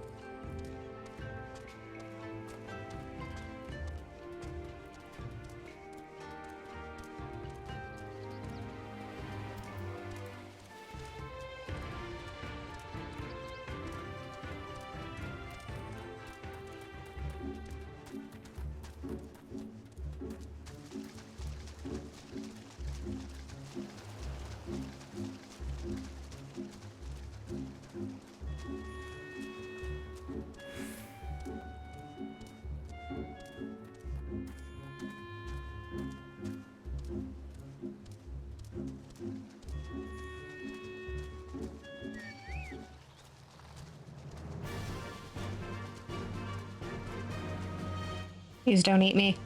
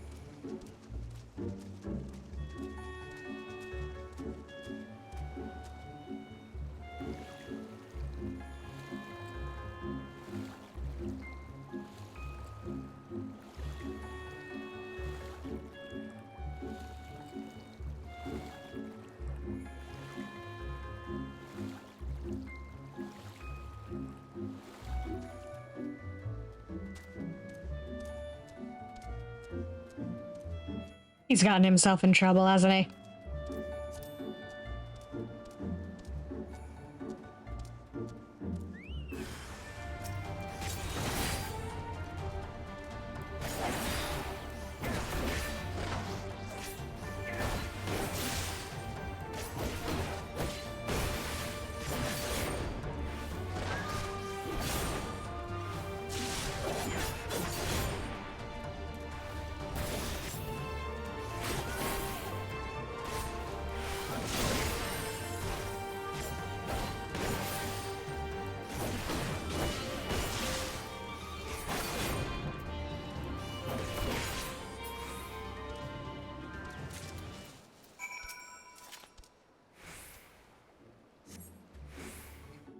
Warren, thank the kami you came when you did. I was about to be fish food.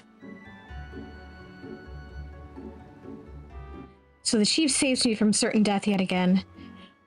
Somehow I always manage to bungle up every job I'm given. What a complete and utter fool I am.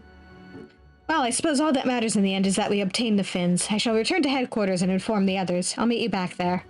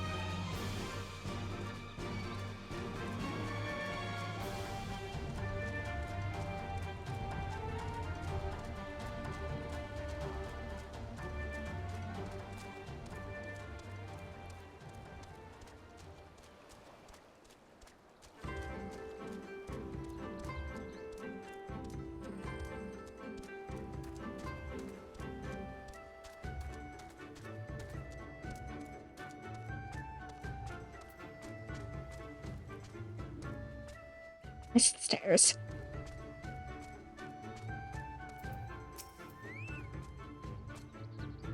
I'm glad you made it back. Hansaku told us everything. Thank you, Svarin. It seems my fears were warranted.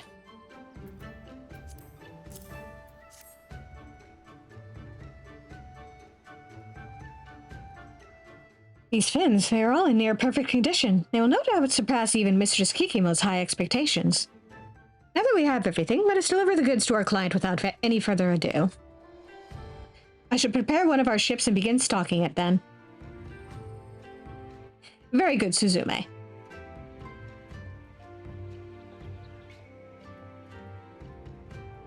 Although she tries hard to hide it, Suzume is far less cheerful than usual. Is she alright, I wonder? She's probably just exhausted from her search for pearls. Chief, if members of the Confederacy are barred from entering the port city, how exactly are we supposed to meet with our client?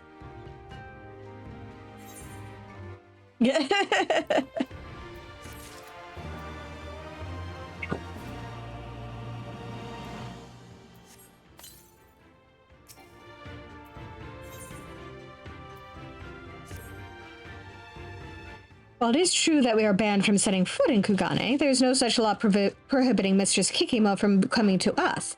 Therefore, we shall be meeting with her at Sakazuki. Hansaku, I would like for you to accompany Suzume and assist her in transporting our goods there. You are then to unload them and bring them to our rendezvous point. Understood? You got it, Chief.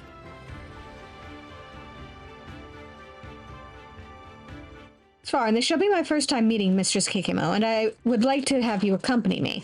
I shall be counting on you to introduce us.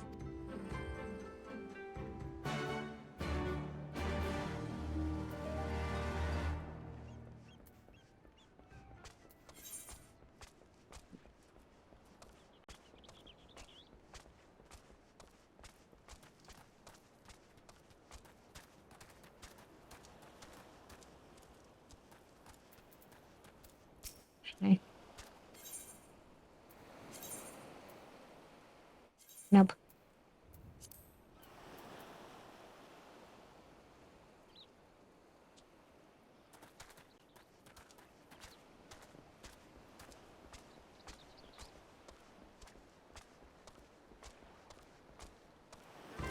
There's a Falcon Porter out that way. I should make sure I hit it.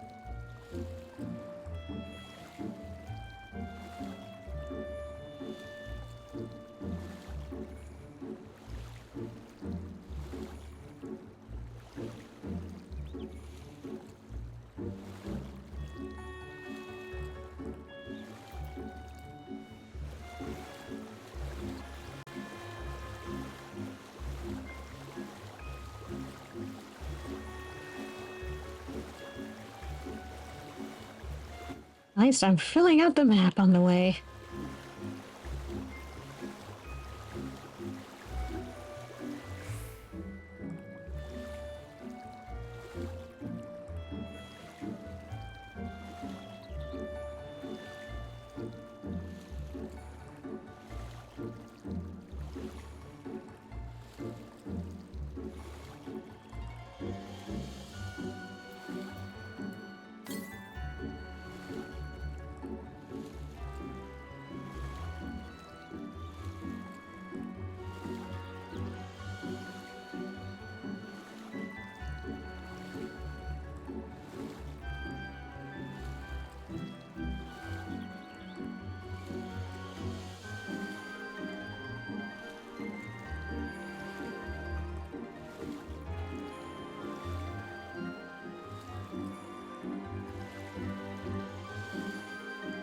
Ah, finally I appeared on the map.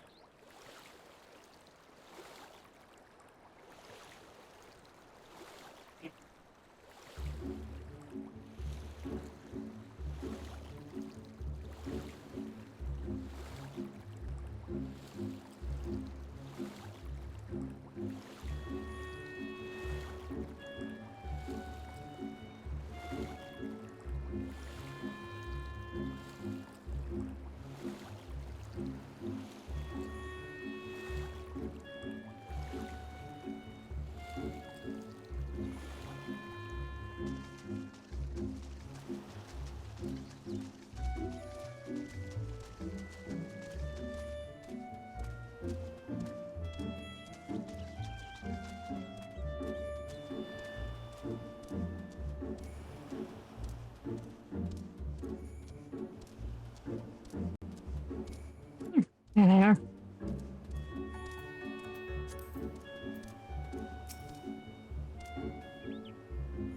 Master Sparn, how delightful it is to see you again. I presume this man here is none other than our new business associate, Master Tsukikage.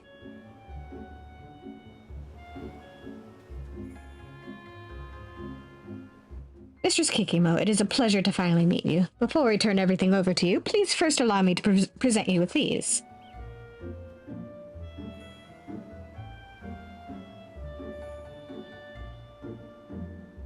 Decade-old turtle shell, teardrop pearls, and soaring shark fins. I did not think you would be able to procure these things on such short notice. Added to that, each and every one of these items is in pristine condition. For your exceptional service, I'm inclined to give you a bonus. Thank you.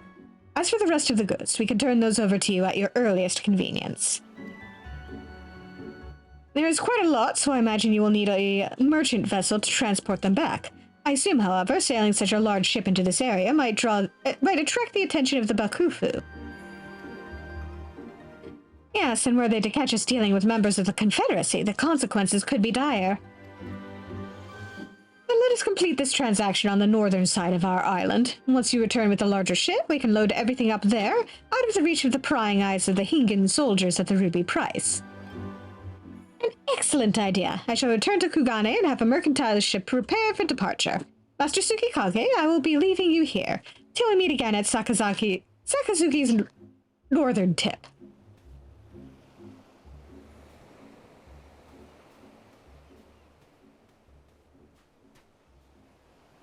There's one other matter we must attend to before Mistress Kikimo returns with her ship. While hidden from prying eyes, the northern reaches are infested with beasts. They must be slain. A Leave it to me, Chief. I'll make sure that the area is cleared of any dangers. Very good. Suzume, would you please accompany Hansaku?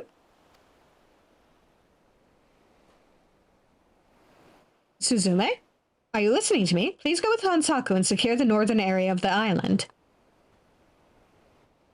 Yes, sir. But before that, please allow me to take a short rest at the guard room. The injuries I sustained while diving for pearls have taken quite a toll on me. I had not realized you were injured. Yes, take a rest then. I have already sent word ahead to the guard room requesting those there to lend us their assistance. Upon your arrival, tell them that they are to meet us at the trading spot. Yes, sir. I will be sure to do that.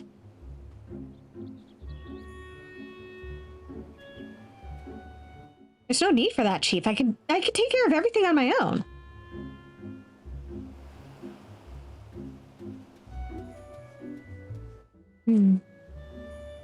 Cannot put my finger on it, but something about Suzume is off. The dark, angry look she has when she thinks no one is looking. It reminds me of the expression she wore when she first joined the Confederacy. It was right after she lost her parents to a raid upon her small fishing village. She was one of the few that survived. I remember so clearly how broken she was. Well, whatever it is, it will have to wait until our delivery is complete. Now let us go to the pier. We must see that the goods are safely transported.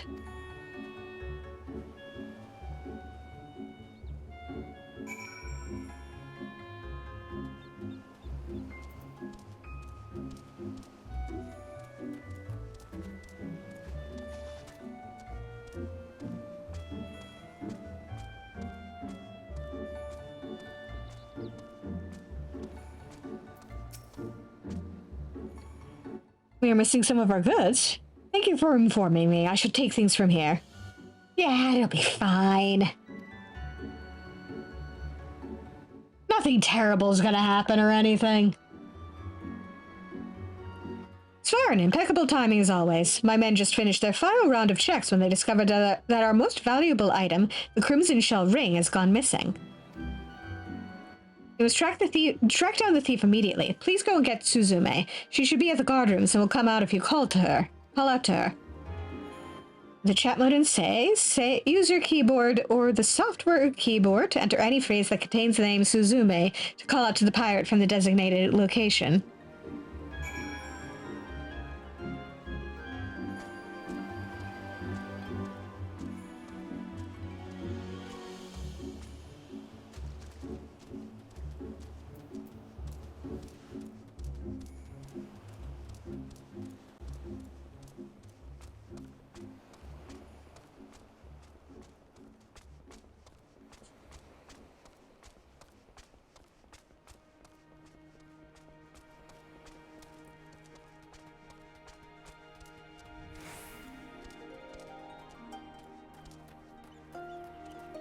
Quickly checking to see if there's a Falcon Porter. I don't believe there is. Yeah, no.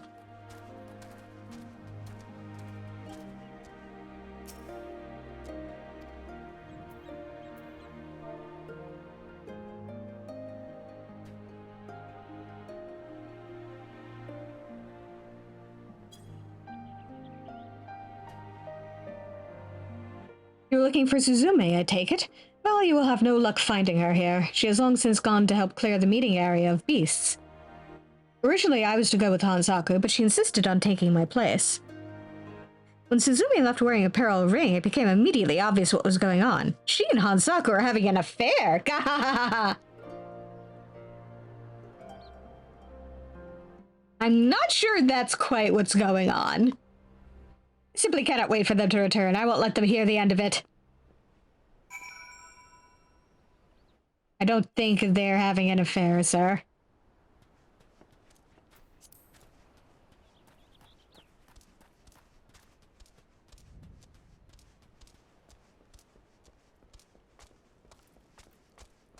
Also, what does he mean, having an affair? Is one of them already partnered?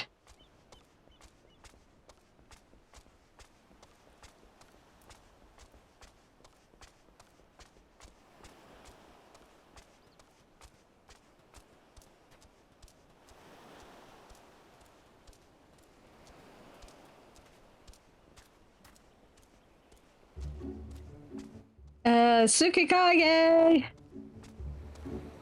We got some bad news. She has left off a tryst with Hansaku. Or at least that is the conclusion one of her comrades came to, because she was wearing a crimson shell ring when she left. Nothing about this story sits right with me. True. Suzumi often openly scorns Hansaku. Add to that, I cannot bring myself to believe she would steal from us. Even if she did, she is not foolish enough to flaunt her loot. Someone must have made a mistake while reviewing the inventory list. Yes, that's it. I shall survey everything once more, and that will clear up this whole misunderstanding. Hold on. It says here that the allegedly stolen item is a Kaisuri ring. Ah, pieces of the puzzle have finally fallen into place. Kaisuri is Suzumi's last name. Her parents made shell jewelry for a living. All of their work bears their signature, including the crimson shell ring. One of the thugs we apprehended earlier was wearing this. That means there's a chance he had a hand in the raid that took her parents' lives, and might even be personally responsible for their deaths. This bodes ill. Hansaku, he was once a part of their crew, which means... Damn it, Suzumi, do not tell me you would be foolish enough to attempt to get revenge. Uh-oh.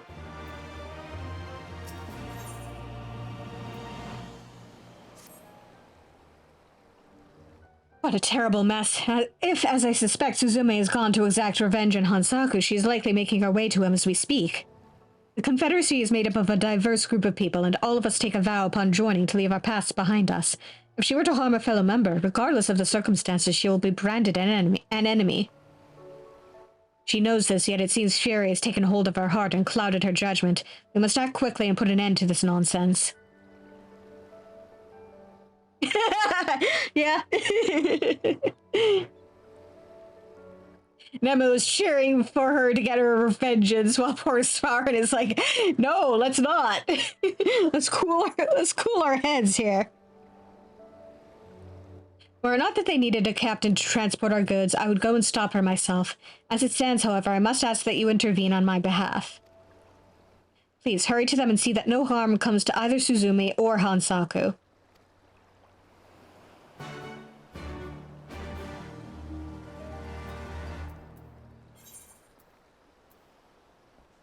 Okay, good. I don't have to hoof it all the way back to, all the way back to the other side of the map.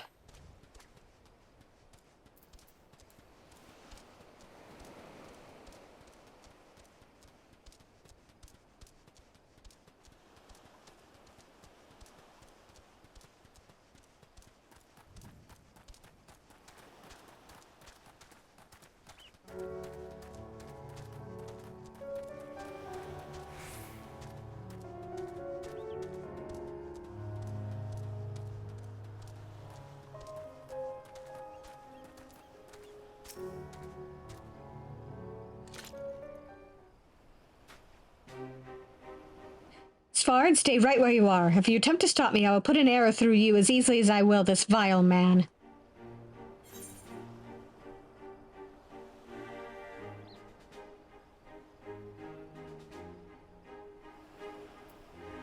I heard another member is to commit treason against the Confederacy. You know that, right?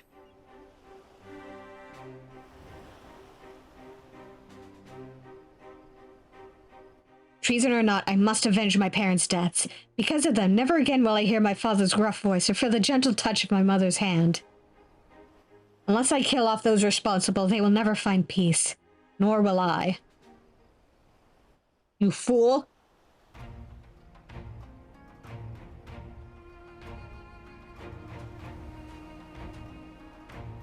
The men and women here, we are your family now. To lay a hand on your brothers and sisters is to relinquish your life. Are you ready to pay that price? I would not be here if I was not. Very well, then I will not stop you. However, you are to settle your accounts with Hansaku only after our transaction with Mistress Kikimo is complete.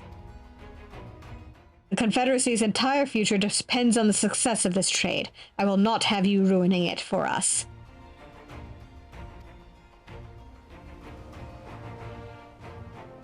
Very well, sir. For the kindness you and the other pirates have shown me, I shall comply with your request. Good. Then the two of you are to go and secure this perimeter. Now.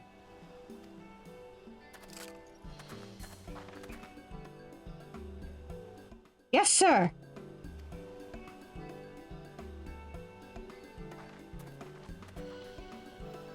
Remember, Suzume, I will not have you going back on your word. You are not to touch Hansaku until everything is done. I know.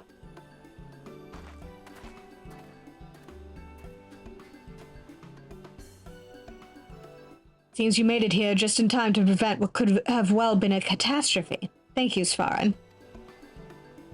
Now I must return to the boats and check upon the cargo. Might you remain here and help clear the area? And while you are at it, please keep an eye on Suzumi to make sure she does not step out of line.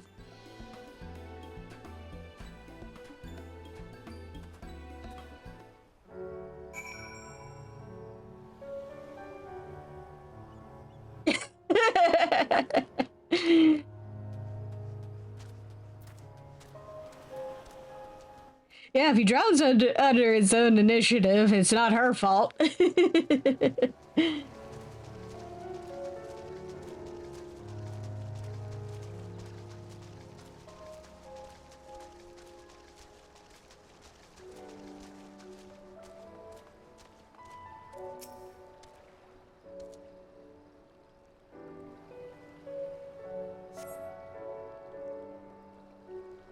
You spy no dangerous creatures in the area. You best now go and check upon Suzume.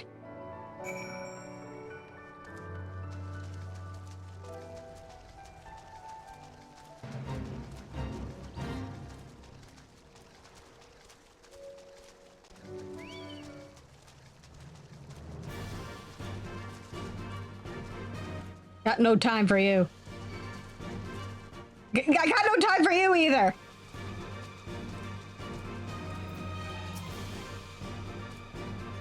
As soon as I was attacked, Hansaku came running to my rescue. We were both too injured to move, but the monsters are no doubt still lurking about nearby. Gee, you think?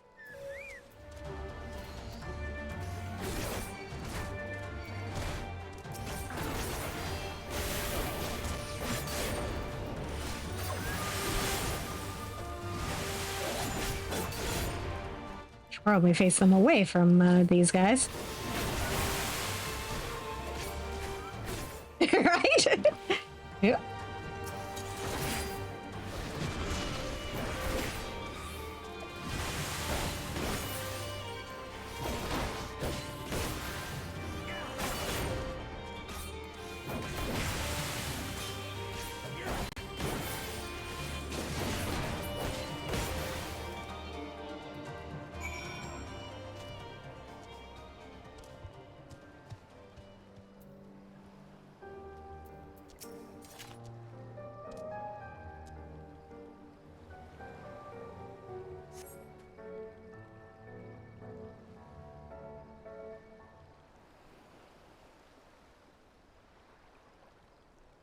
Thank you, Svarin, for saving us.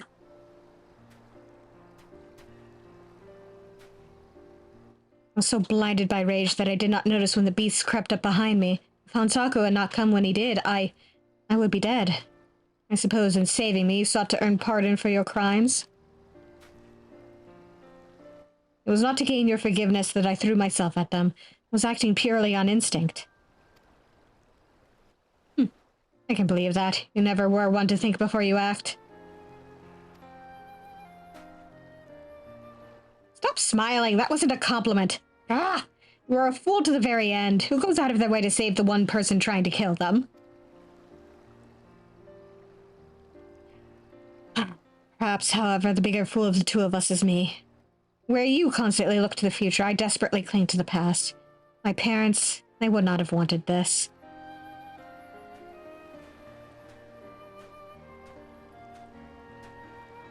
At long last, the veil of anger is lifted and you see reason. Suzumi, is there anything else you want to say to Hansaku? Sorry for trying to kill you. Hansaku, I am sorry. I was a prisoner to my own painful past, but through your actions you have set me free. I have done you harm. Should you wish me to leave the Confederacy, I shall do so. Leave? I would never ask that of you. Suzume, this is your home and me, your family. You belong here with us.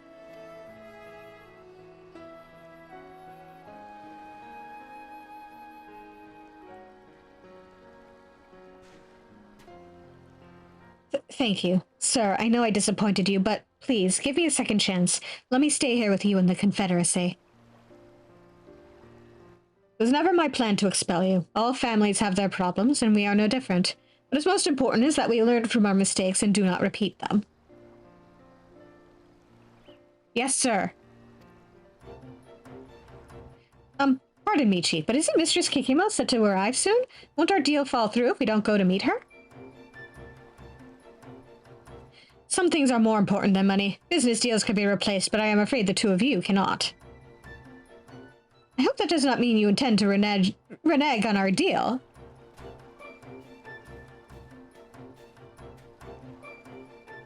All the goods I had come to collect were at the location we had agreed to meet at, but you were not. Your companions guarding the items said they were given strict orders not to hand anything over until you gave the word. Now I find you here, all covered in blood and slime. What is going on? Yeah. Sometimes your family is a little bit murdery and it's fine. Just that's the ball spawn. My sincerest apologies, Mistress Kikimo. We were forced to divert our attentions temporarily to deal with a security breach of sorts. It has been resolved. By the looks of it, you've gone to great lengths to ensure my safety upon arriving on the island. Time and time again, you impress me with your resolve to provide the best of services to your customers. I must say, the future between your organization and ours is bright. That said, please let us return and begin loading the goods. I would prefer to make it back to Kugane before sunrise. Yes, madam, we will get on it straight away. Come, Hansaku.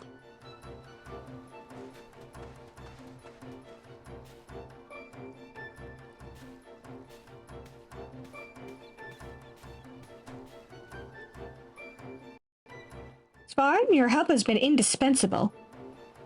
Not only have you saved my two subordinates, but the Confederacy as well. I must go and oversee the remainder of this transaction, but I ask that you come and find me later at Onokoro.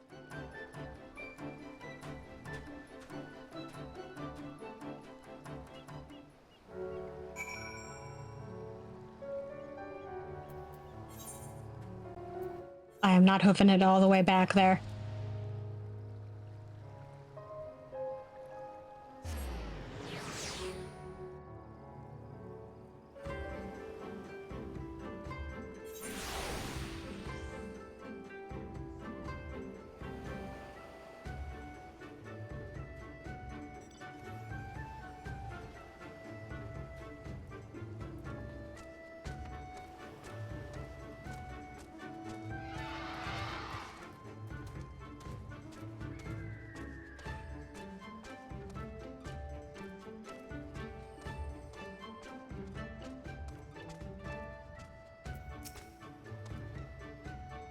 Thank you for coming all this way. You will be pleased to hear that everything went smoothly after you left.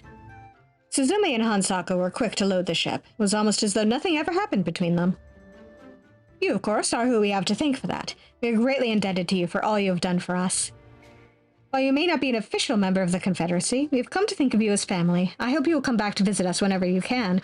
And remember, should you ever wish to officially join our ranks, we will be more than happy to welcome you.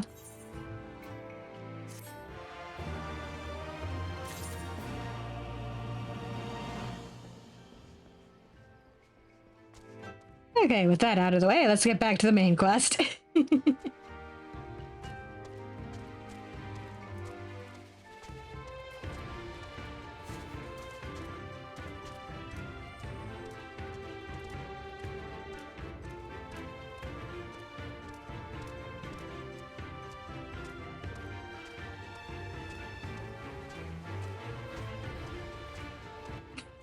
Somebody else going for a swim.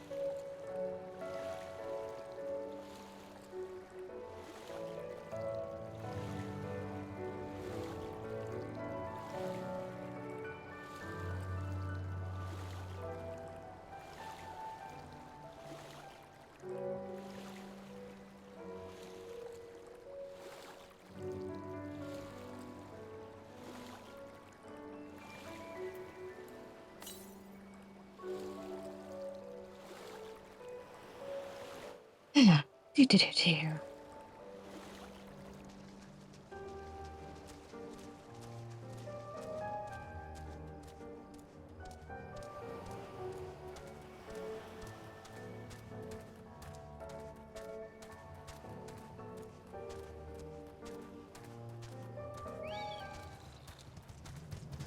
Leave me alone.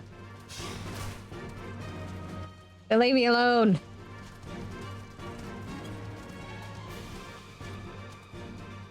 There they are. God damn it, leave me alone! Don't eat me!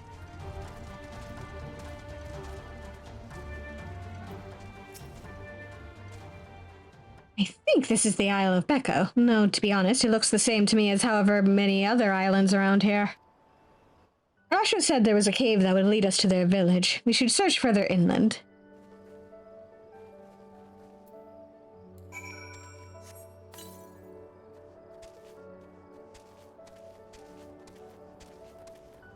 Man, look at how pretty the sky looks.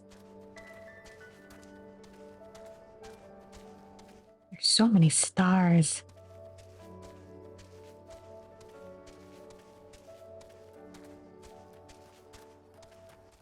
Aha!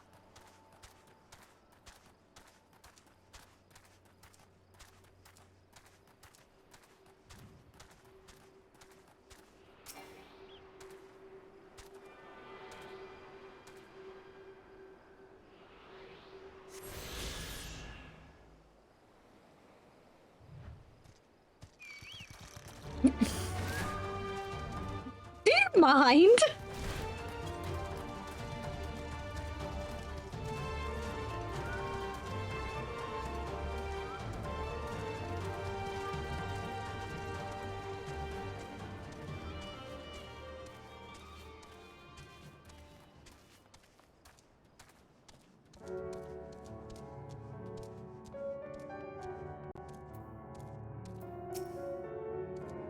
How much further do you think it is?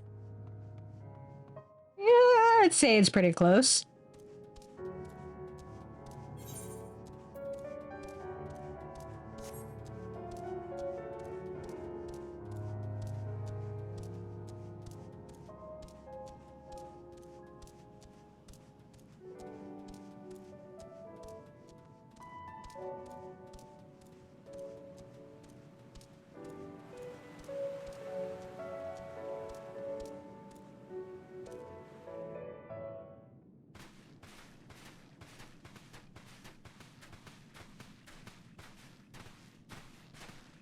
Is that light I see up ahead?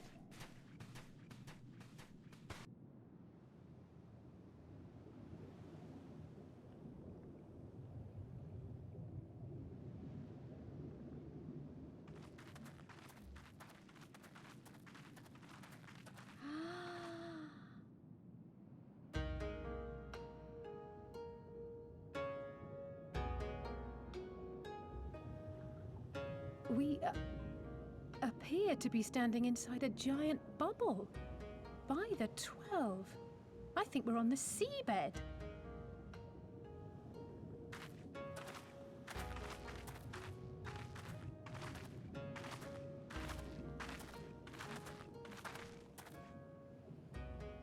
Well, well, I thought I heard familiar voices.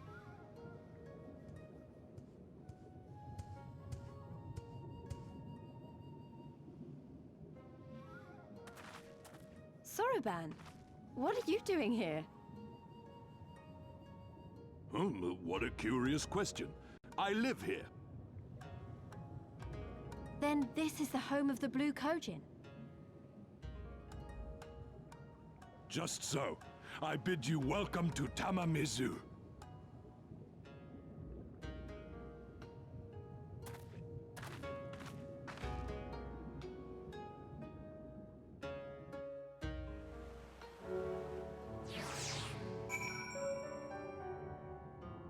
How convenient!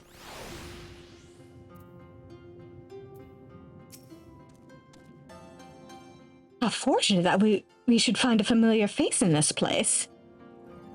We should tell Sorban about our situation. If anyone here can help us, it's him.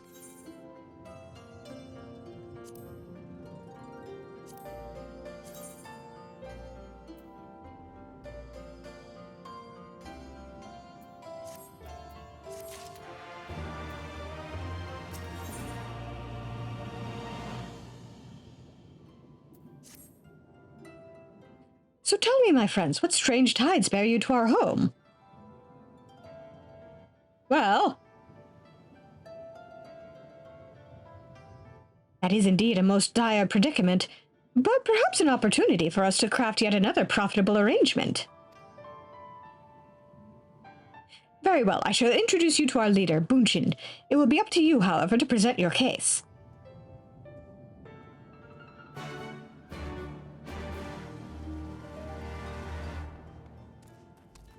All right. Hey! Ouch. Yeah.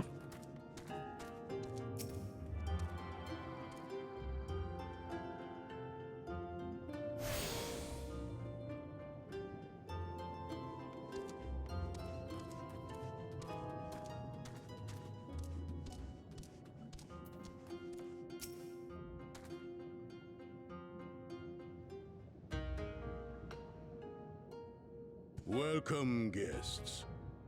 Gratitude to you for aiding Soroban in his negotiations.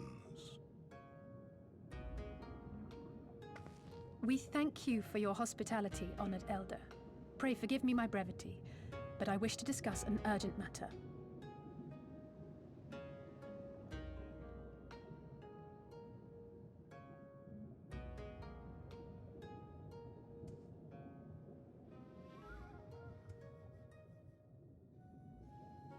So, you seek to compel our Red Brothers to forego hostilities for a time.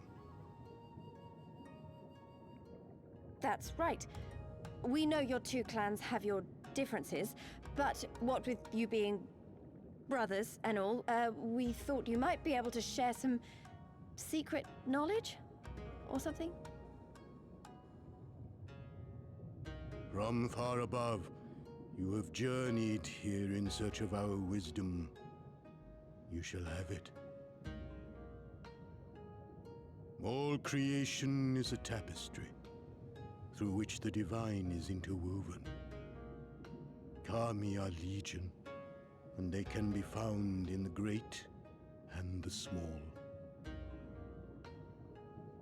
Though they come and go as they please, they favor certain vessels. The ancient, the precious, the exquisite. We Kojin covet these vessels, these treasures. We go forth and bring them home to keep them safe and bask in their divinity. They bring prosperity and joy to us and our children. Yet, how are we to seek these treasures above if we made enemies of the Garlean Empire, powerful and far-reaching as they are? Wiser to join with them. So resolved the Red Kojin. Cautiously and carefully, for the Garleans are blind to the divine, nor will they suffer their subjects to see. So the Red masquerade as mercenaries who seek money and power and never speak of their faith in the presence of their masters. To honor the divine, they deny it. A twisted and misguided path.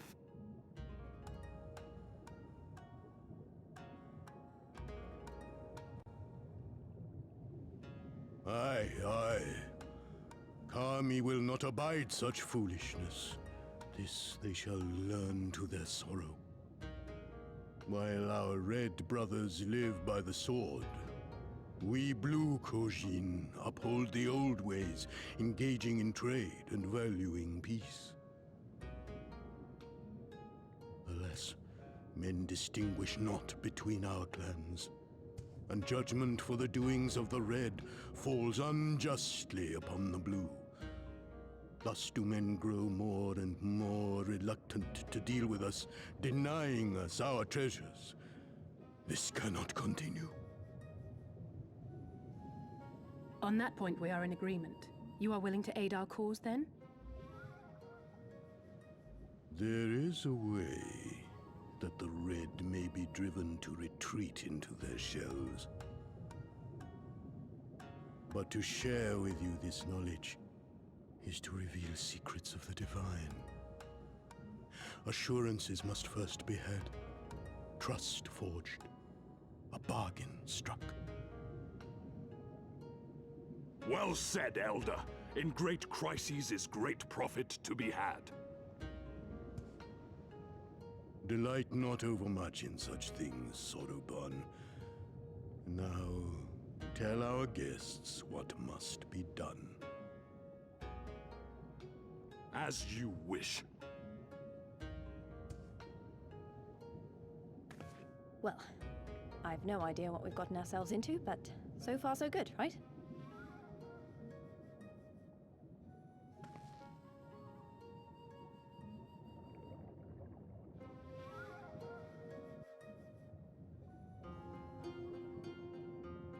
I'm sure we'll be fine.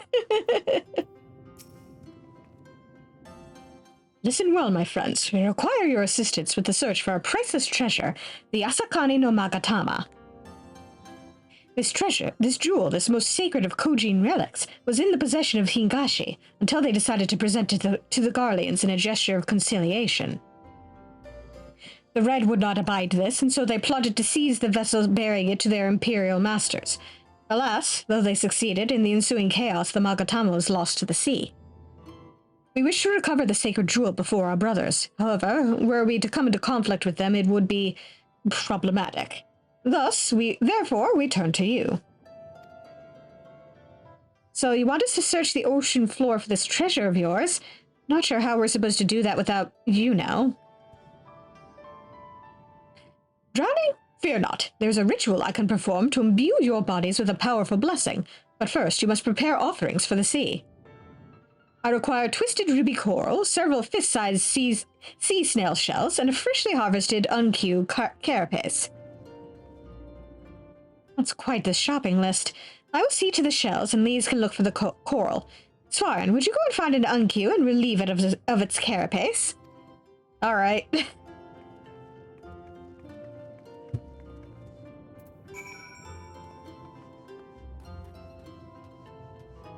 Guess I'll go get vengeance for that one uncu who interrupted me while I was looking at the sky. Yeah, we do.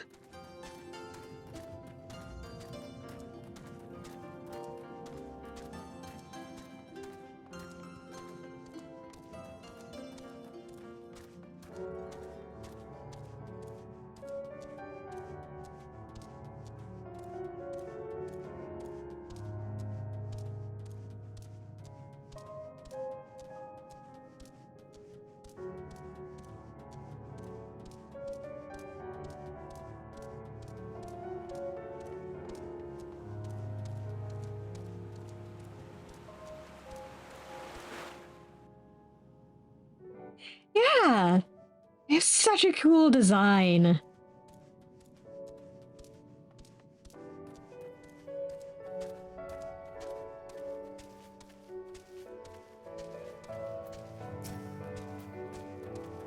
How do you guys get to chill with the turtles?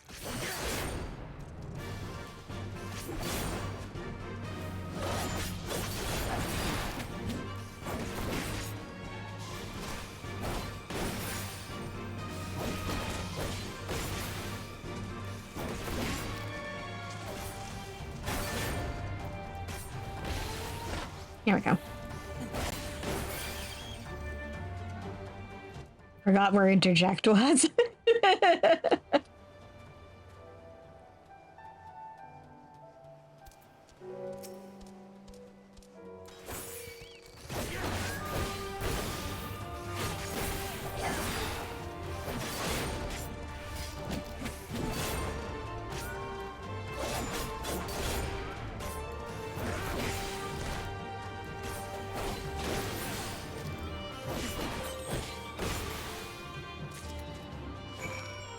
There we go.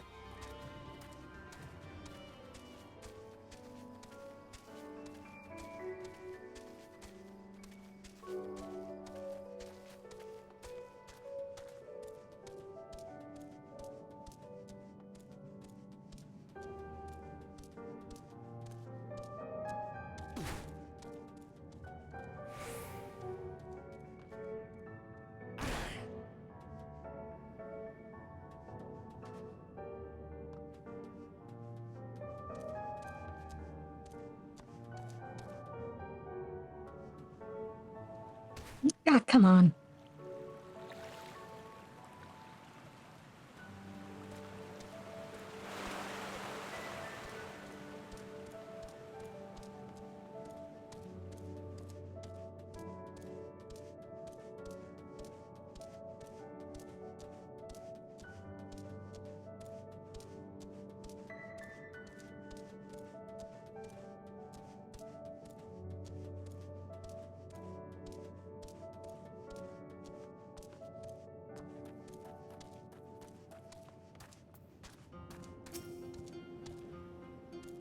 Well, have you the unqueued carapace? I do.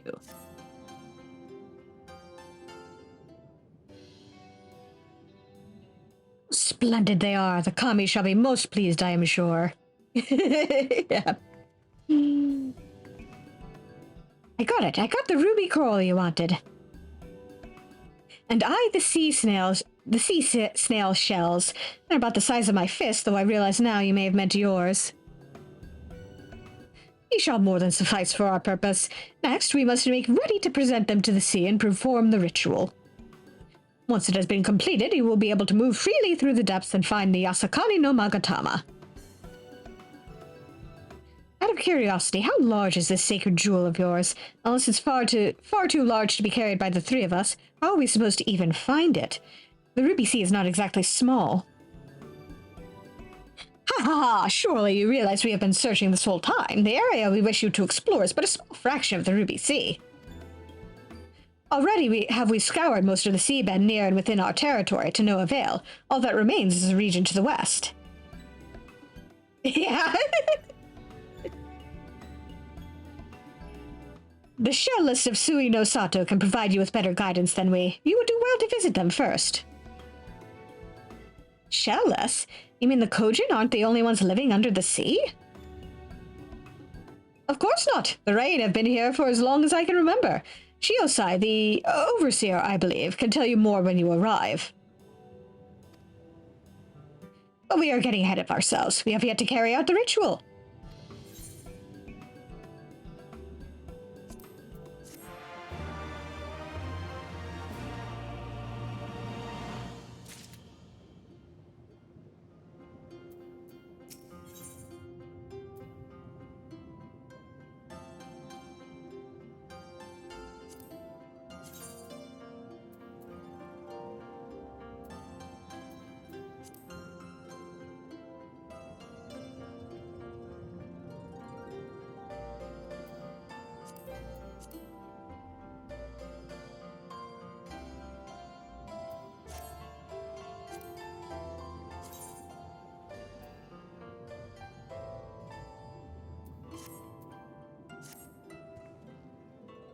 Are you ready, my friends, to explore a world unlike any you have ever known?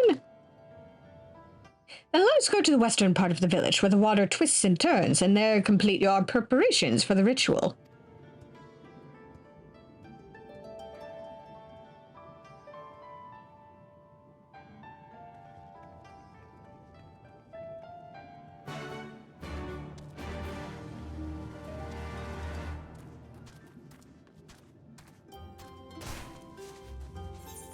Oh, what is this? Oh, okay.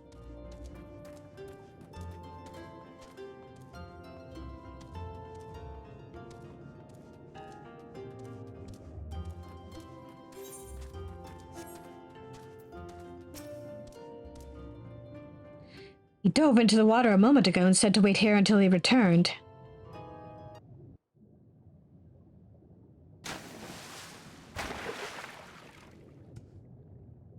It is done. Your offerings have been given to the sea. The ritual can begin at last. Come and stand before me, my friends.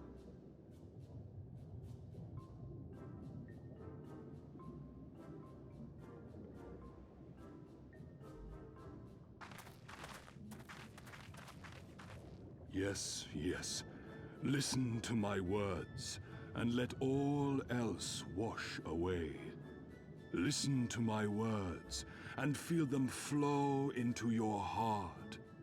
At first a trickle, then a flood.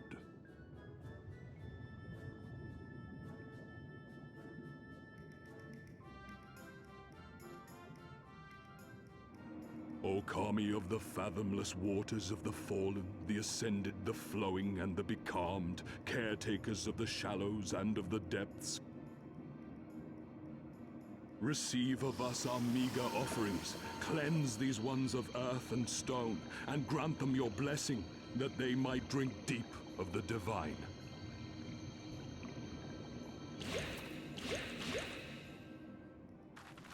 The ritual is complete, my friends. You may now breathe in the depths as you would upon land. Strange. I don't feel any different. Are you sure it worked? Reasonably. The blessing does have its limits, of course. While it will allow you to dwell in the depths, it will not help you traverse them. I can swim well enough. How about you, Alize? Oh, like a fish, in contrast to my doggy-paddling brother. Somehow, the boy just isn't very buoyant. Skilled or no, your bodies are ill-suited to the sea. Your cause demands alacrity, and you shall have it. But first, let us take to the water.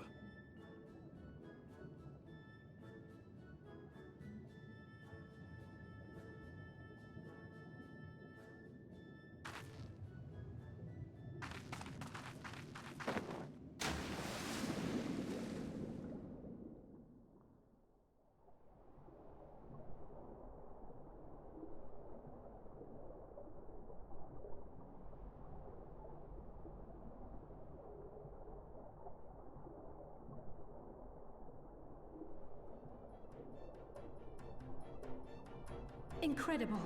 I could swear I was breathing air.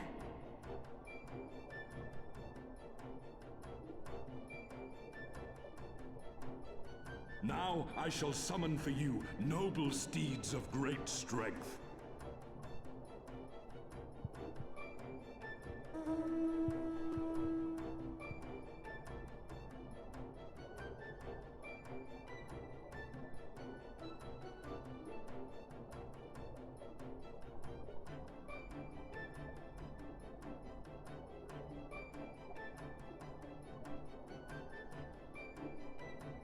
Wow, look at them!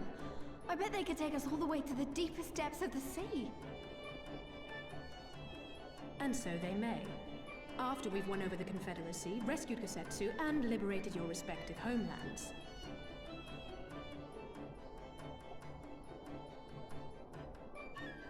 Should you become parted from your steeds, return to me, and I shall call them again. Take care, my friends, and may the Kami speed you on your way.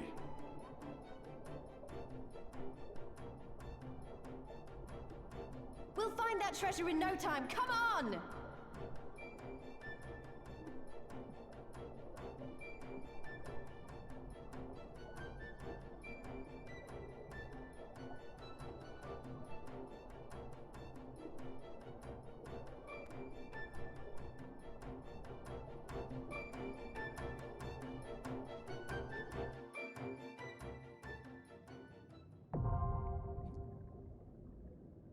Woohoo!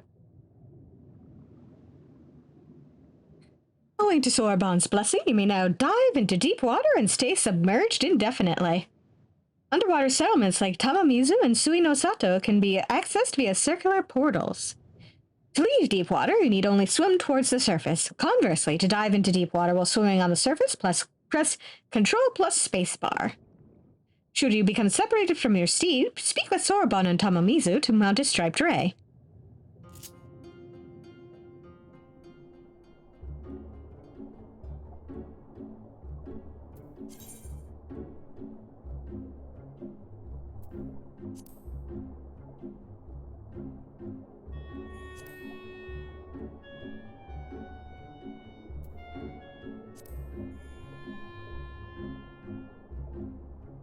Yes.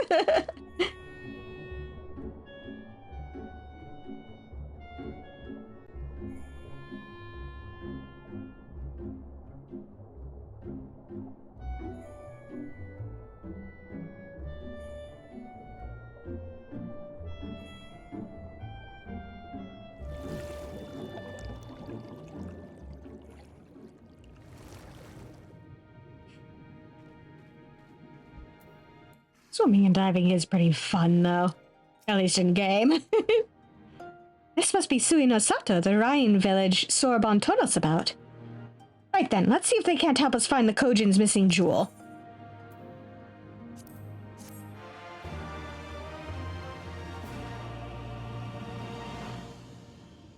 We now perform underwater emotes.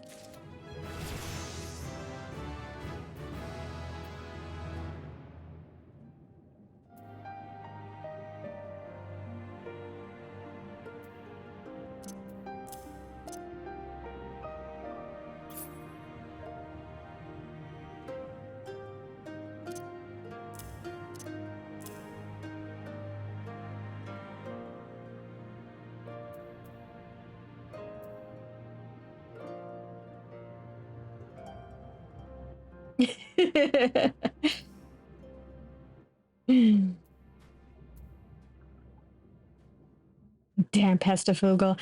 Yeah, you probably don't smell so great, do you? You probably smell like wet bird.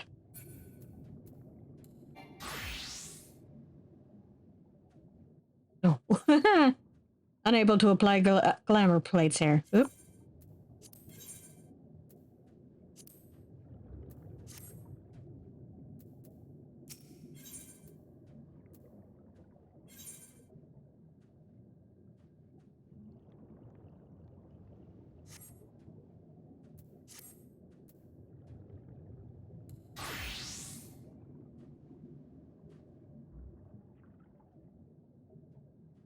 Oh yeah, looking fancy over here.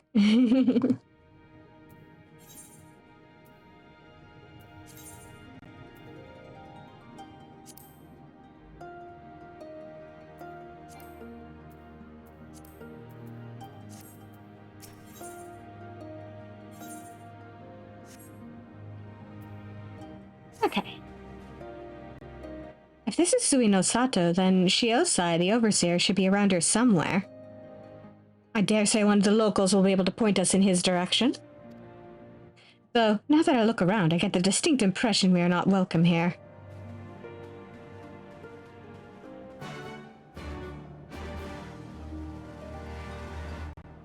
It's probably because I smell like a drowned rabbit.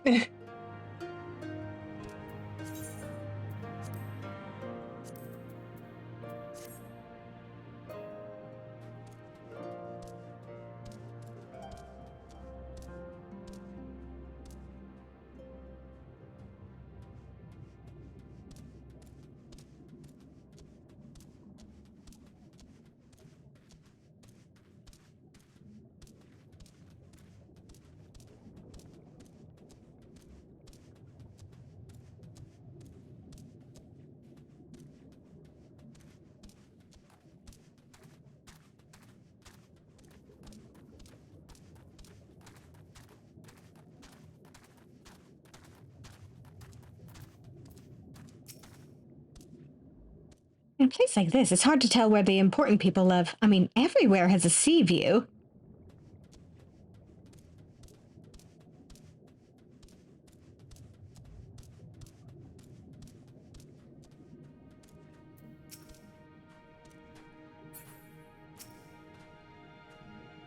Sorbonne called him the overseer. One can only assume he is some sort of leader in the community.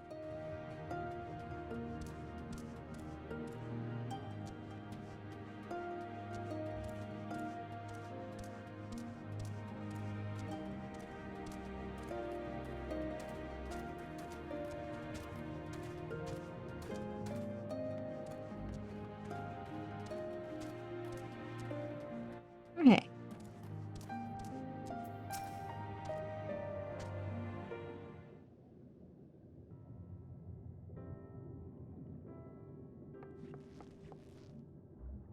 So, this is our man? Leave this place and never return. We have no need of wide-eyed wanderers. Sorry, I didn't mean to stare. My name is Lise, and these are my friends, Svarin and Alize. We're looking for the overseer of Sui no Sato, Shiosai. That's you, isn't it? The Kojin of the Blue sent you hither, did they? I I am no overseer, nor ever would I claim to be one. I am High Priest of Shisui of the Violet Tides, Shiosai. So you are the man we're looking for. Great, we need your help. We're looking for this jewel called the Yasakani no... Stop. I will hear no more. We will suffer no outside troubles in our sanctuary, especially those of would-be treasure hunters. Chirp, chirp! Quiet, Isobe, or there will be no dongo for dinner. Ahem, I can do naught to aid you. I say to you again, leave this place and never return. At the very least, sir, you might condescend to tell us of your village and of why you are so loath to show us even the most basic courtesy.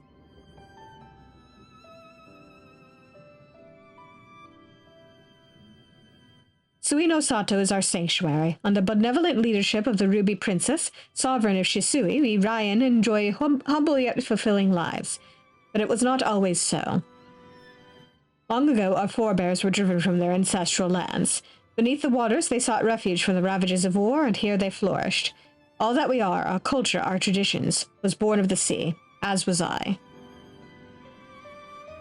Though we have engaged others in diplomacy, it has ever been with the utmost caution. Isolation and independence are essential to preserving our way of life. So it was when Doma fell 25 years past. The Ruby Princess, in her wisdom, decreed that we would take no part. As it was, so ever shall it be. Forever and ever apart. Forgive me. I understand now how highly you value your way of life, and how you will suffer none to endanger it. You may be assured that we have no desire to do so, and I would hope that we have given you no cause to assume otherwise. You have not, but this changes nothing. Regardless of your intentions, it is not my place to break with tradition. I must consider the wishes of all who call Suino Sato home. For me to defy their will and permit outsiders to remain would be a gross betrayal of my responsibilities. Please do not ask this of me. Thank you for your time, sir.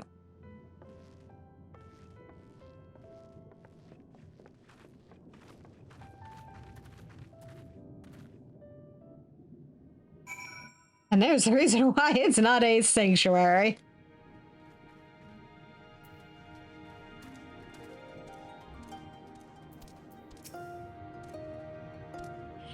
And so it continues. Another village, another deaf ear. Clearly, Garabania is not the only place with walls. Starting to wonder if this was all a huge mistake. Gosetsu couldn't have known we would take this long. I only hope he is still alive.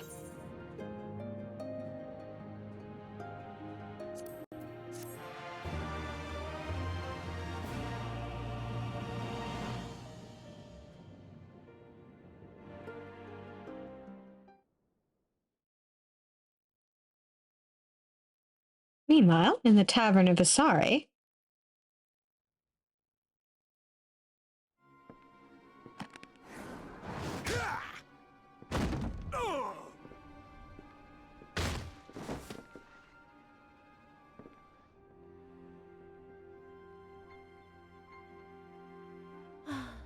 I tire of this filthy tavern, and its still filthier clientele. Scant reward for your treachery, aye. A painted woman of your rich experience deserves a better class of customer.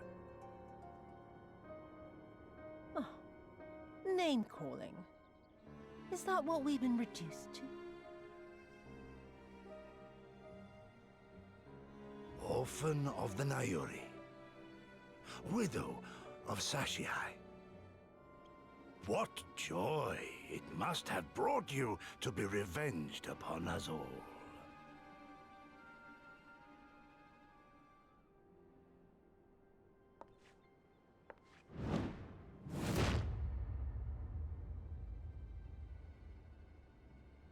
Not enough.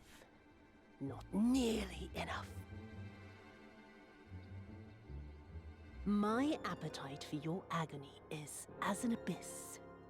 Bottomless. Insatiable. Before you die, you will cry and beg and prostrate yourself upon the earth. You will crawl on your belly through the muck and the piss and debase yourself for my amusement. All of you.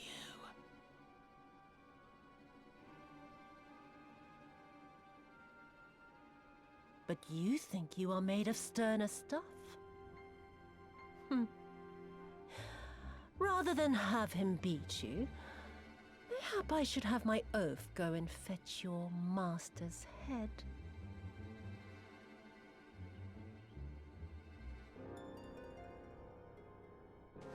Oh, poor Lord Cayenne. Kami rest his soul. Noble leader of a fallen nation. A fine puppet he made for the Viceroy. For a time.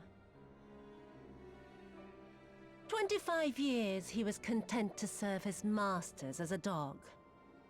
And then everyone had to rise up and get themselves killed. Tell me, how did it feel to fail him that day? To live with the disgrace of his death?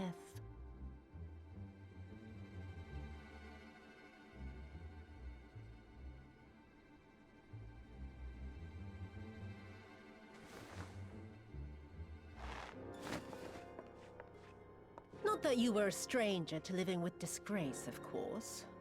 In the what was it? 25 years since you were humiliated and tossed into an imperial jail? You had plenty of time to get used to it. Oh yes, I heard the stories. About the samurai who would do anything to return to his master's side, even if it meant pledging his blade to his sworn enemy. They say he walked with death, that he slew 1,000 men in the Empire's name. Truly a tale for the poets. I do not deny my sins, but I will not be reproached by the likes of you. Oh, I mean not to reproach you, but to praise you. You're a survivor, samurai. Just like me. So, let us not dwell on the past, you and I, and instead give thought to the future. To wit, I would ask you again to help me resolve this vexing matter of Doma's missing heir.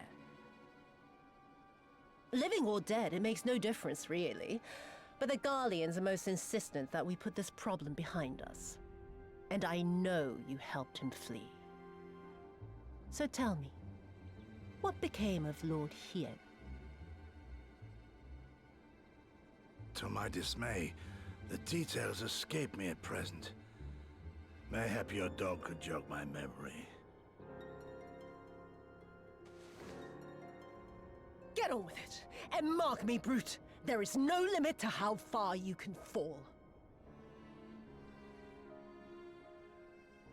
Of all the bloody stupid... Oh! When I get back to Eorzea, I'm gonna find that little shite, and I'm gonna make him pay.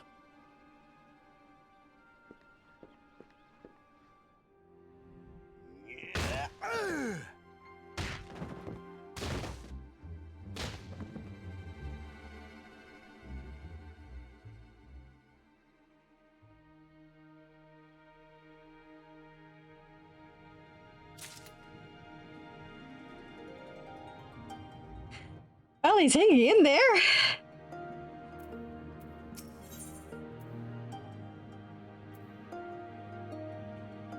Yeah.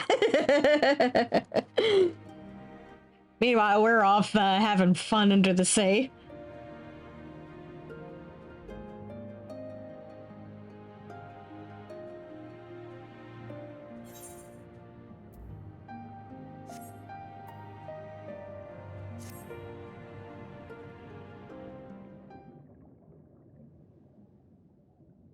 We seem to have reached an impasse, and to make matters worse, every solution I can think of will only take more time. I don't suppose you have any ideas, do you, Svaran?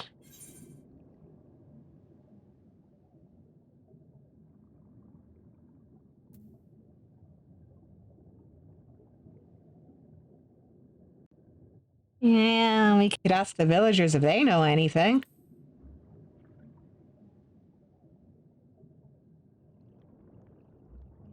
Right. You are the ones who came from above, yes? If we could have a moment of your time? Mine apologies. I did not mean to startle you. My name is Ihanami, and this is my wife, Unagi.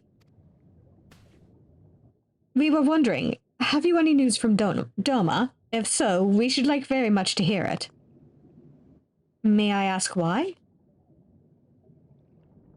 If you must. Our daughter fought in the rebellion. We have heard naught from her since.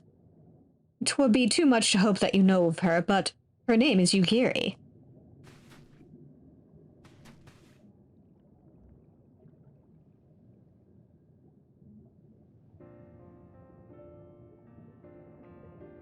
Kami be praised. She lives. She lives.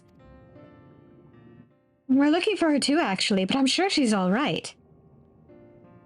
We had no idea she hailed from Sui no Sato. How did she come to serve Doma as a shinobi? It all began when she was a little girl. She and another child crept out of the village, having grown curious about the outside world. To Doma they went, where they met a young boy, a proud son of Yangsha. His tales of imperial oppression left a lasting impression on her. When she returned, she spoke passionately of the Doman's plight and urged us to take the boy in, but my wife and I would not hear of it. We thought the matter closed, but she never forgot his words. She became convinced that the Garleans would one day come for us, and it was in search of the strength to defend us that she left years later to learn the ways of the shinobi. When the then Ruby Princess learned of this, she forbade Yugiri's return, lest she bring misfortune to us all. We protested the judgment, but there was naught we could do, and so our daughter, who wanted only to keep her people safe. Surely there is something we can do for these people, they who gave her aid and succor when no other would.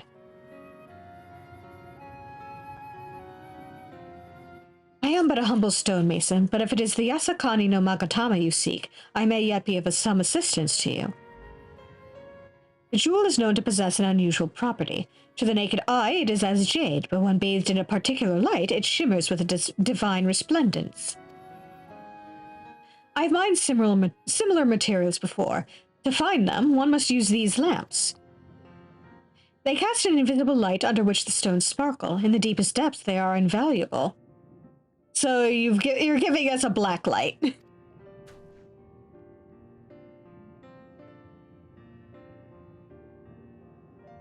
There's a sunken ship to the east. Though the currents may have spirited away her cargo, you should begin your search there. Thank you so much. We will do just that.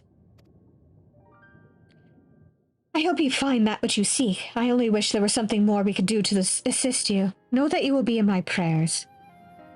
And when next you see our daughter, pray tell her not a day goes by that her parents and her brothers do not think of her.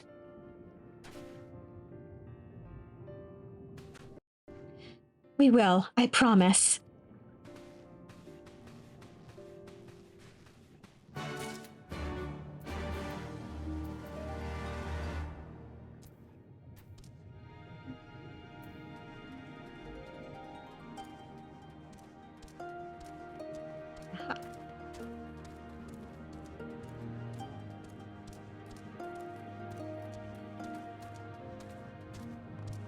Quick detour.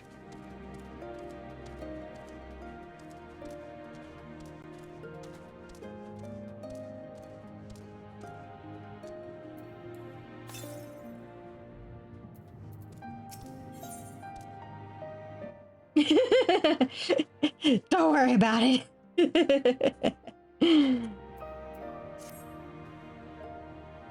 You are a man from above? I am Kurenai, sister to the Ruby Princess, the ruler of these seas. Your bearing speaks of strength and courage few possess.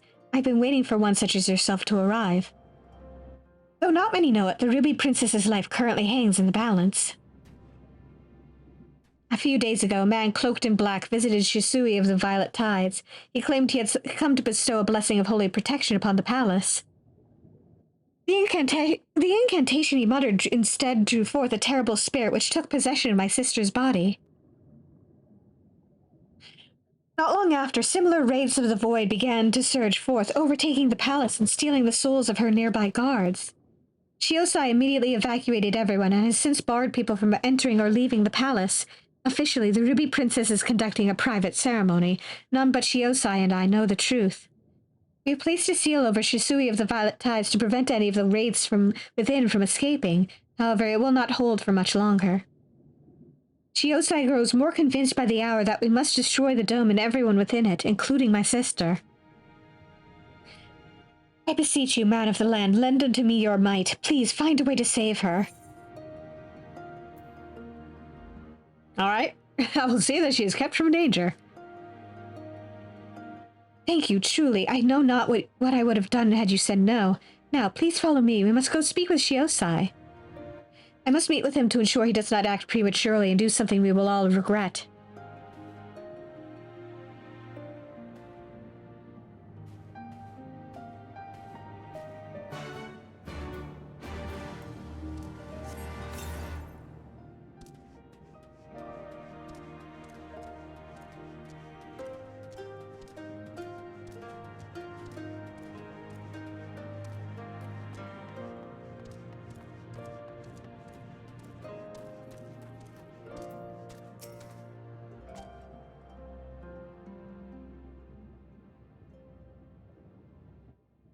And you are...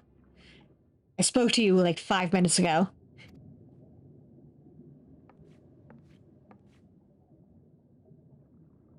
Lady Kurenai, what brings you here? What brings you here?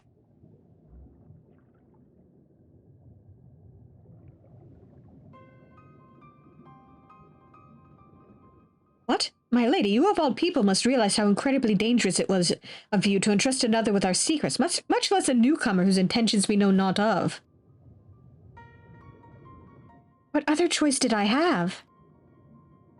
When the seal breaks, we will be forced to drown the palace and all souls within. Would you sooner have me sacrifice my sister and my people than turning to outside help? And you think that this man has some hidden power capable of delivering Sui no Sato from untold disaster? I realize it is not in your nature to ask for assistance, but, like it or not, there's little else we can do. Yes. I do, in fact. Yeah. Look at this cute little face. Does this cute little face look dangerous to you? Well, okay. There is no right answer to that.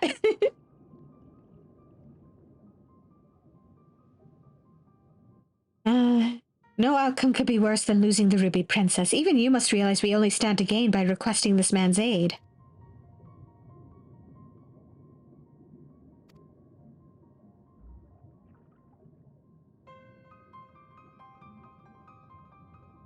You have the right of it. Very well, I'll give your friend until the next high tide to rescue the princess. If he fails, however, I will destroy the dome and atone for the deed with my life. Damn, okay. Remember, my lady, should it come to this, you shall be the one to inherit the throne.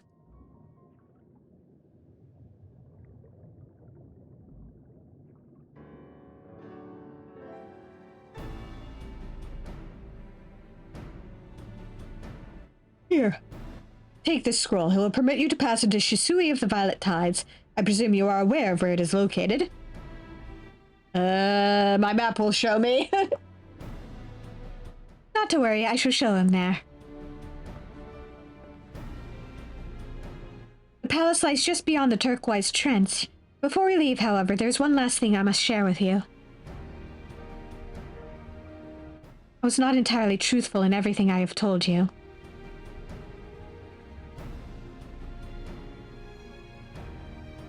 It is nothing that affects our current predicament, but it is nevertheless a lie I mean to set straight once this is all over. Forgive me. If it was something I could tell you now, I would.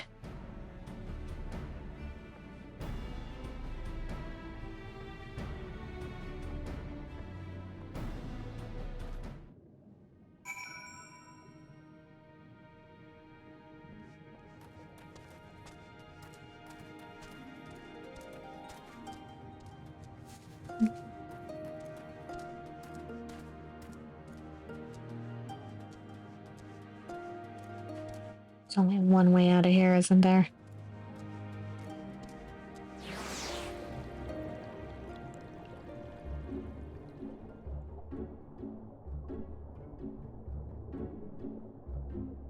Look at us, we're swimming!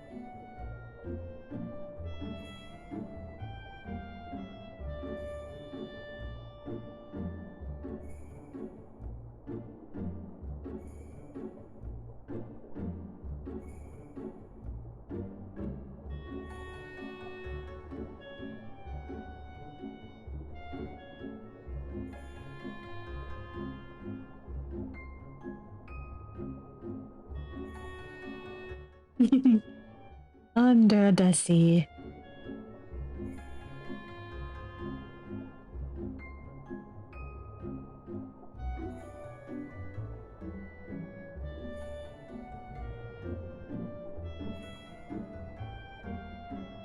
It is. And I'm not getting like 2 frames per minute. If this wreck is the self-same vessel of which Sorbonne spoke, then if the gods are good, the Magatama is nearby. Ready your lamp and keep your eyes open, Svarin. We're going to need to take this slowly. Move too fast and we risk overlooking something. I don't think the frames can... I don't think the frame rate will let me go too fast. You need to search the area marked on your map. Use your lamp to pinpoint the precise location of the treasure and claim it.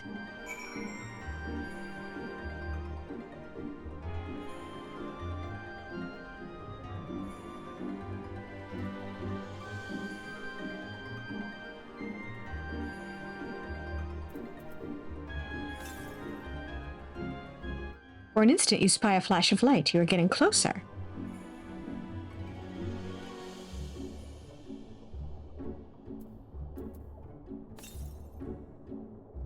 There, peeping out from beneath a fine layer of sand, you spy something shimmering.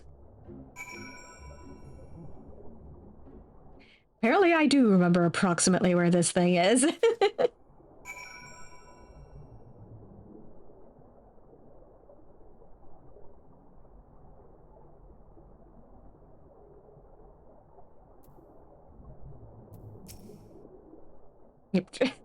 I swear, looking for a needle in a haystack would be quicker. Those Setsu will have died of old age by the time we finish. We haven't found anything, have you, Svarin?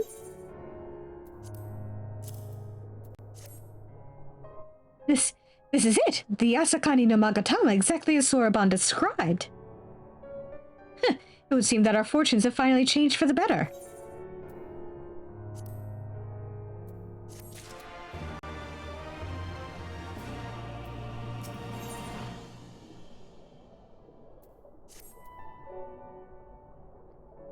Much as I would like to return and thank Yugiri's parents for their assistance, time is of the essence. I say we make for Tamamizu at once.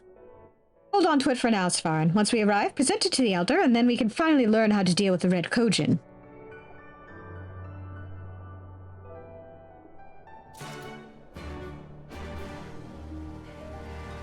Well, before we deal with that, let's deal with the Ruby Princess. Go rescue her.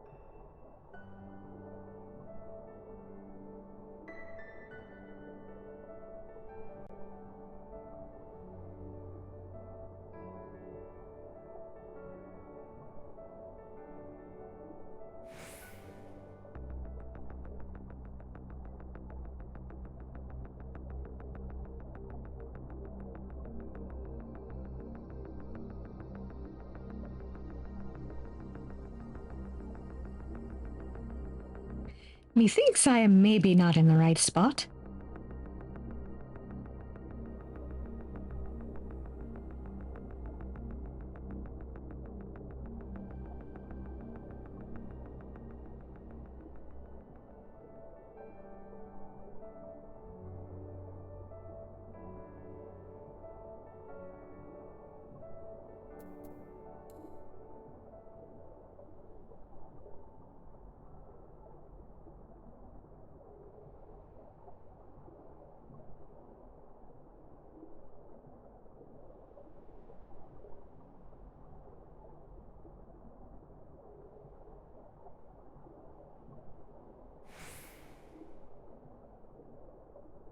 Forgot how out in the middle of bumfuck nowhere this dungeon is.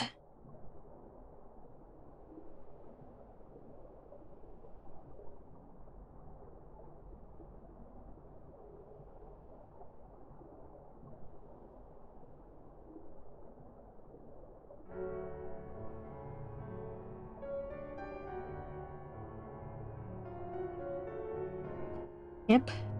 Just keep swimming, just keep swimming. Yeah. I mean, considering how dark and foreboding this looks, if I don't make it back.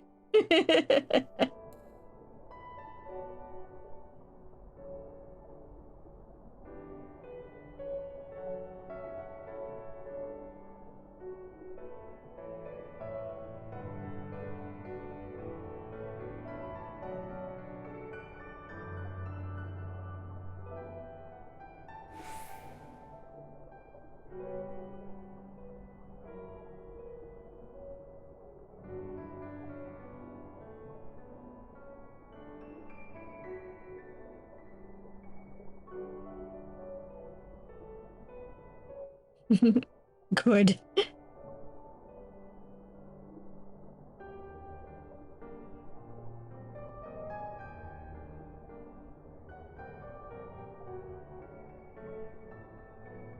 As foreboding as this looks, it also is very pretty.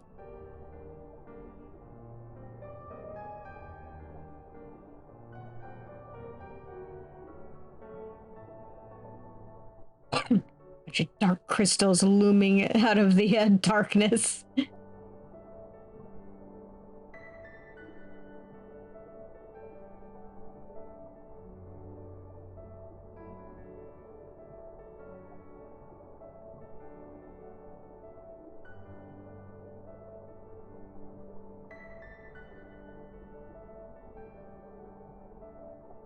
Now that looks like a palace.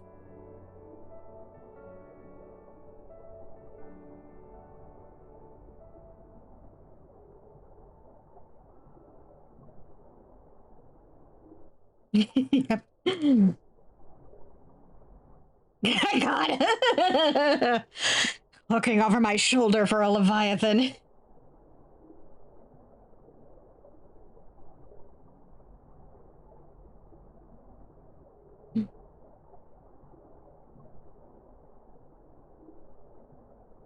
Suddenly we hear a roar and that's it. We're done.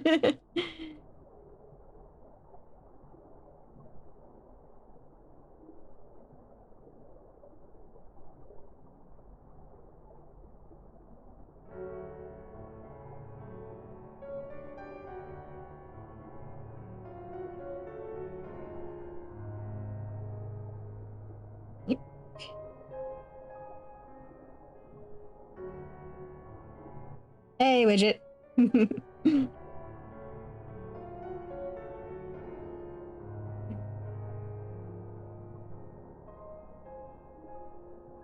Just in time for me to finally make it to this damn dungeon.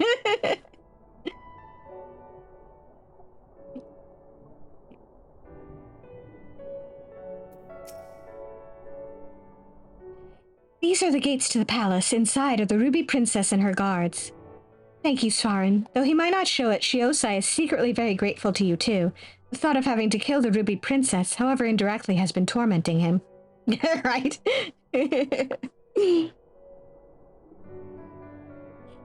Well, it's not quite Atlantis because there's people still living here and it's not really a lost civilization. Now, there's not much time left. Let us make our way in. You have the scroll of entry, correct? Remember, you will be unable to pass through the gates without it.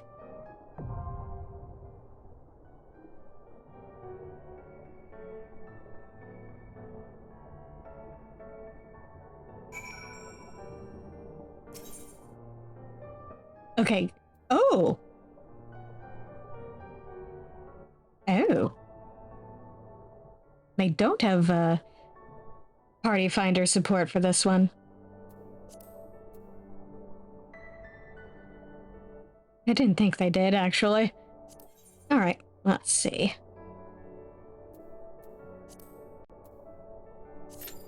Actually, I have to hard queue in.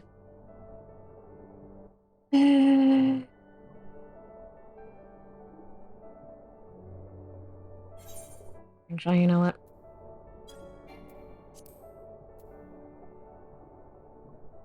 Yeah, no. Okay. I don't want to tank. Gasp. Shock and amazement.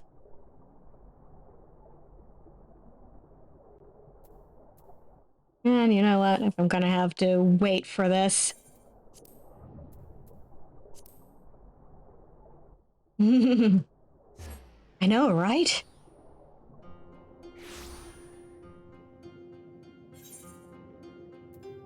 Now, let me see. Okay.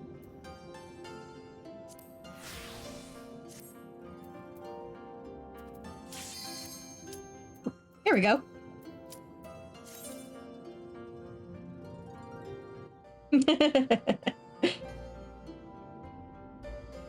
Come on, other. There we go. Thank you, other DPS, for not taking forever.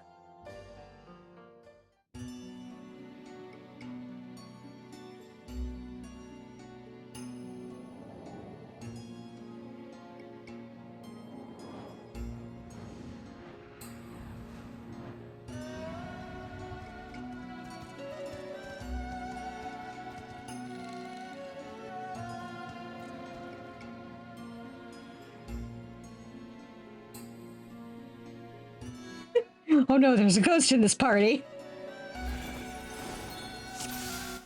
Hey.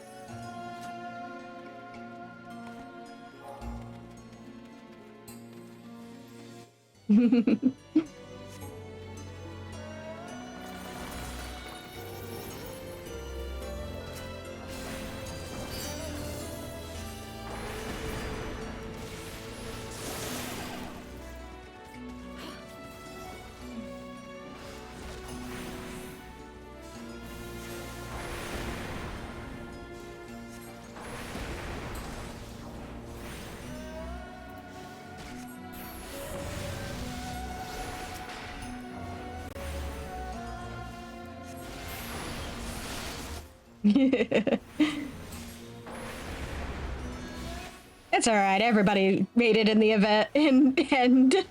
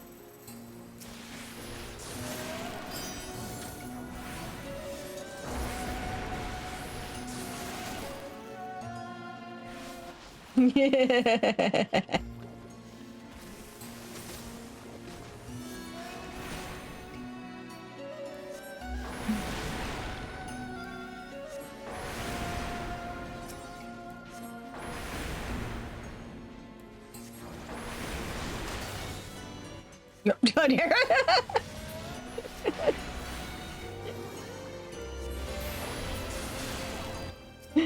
Poor dancer got clipped.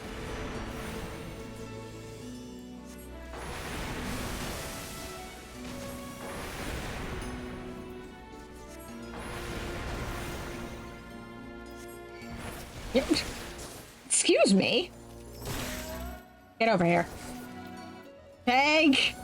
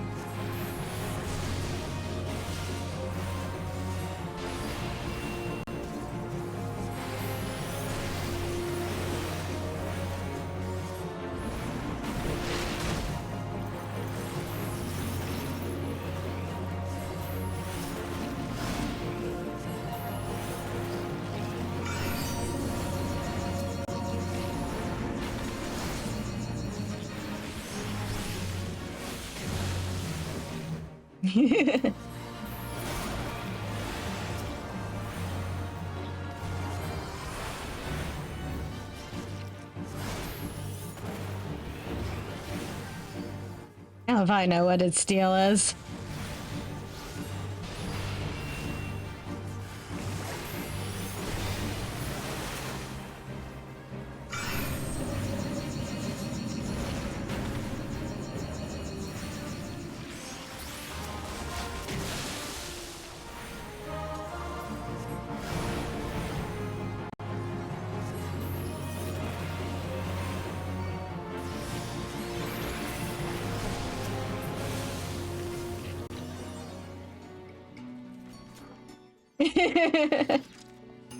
Yep.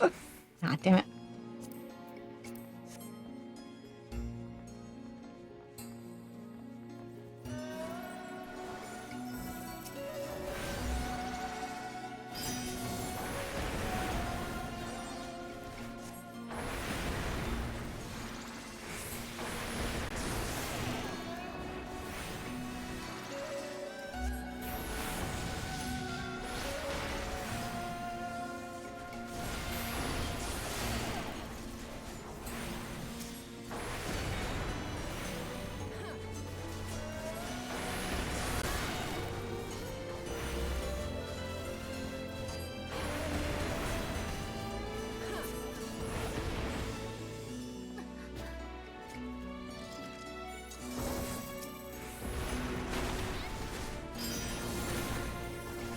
Seems our tank's playing it a little bit safe here.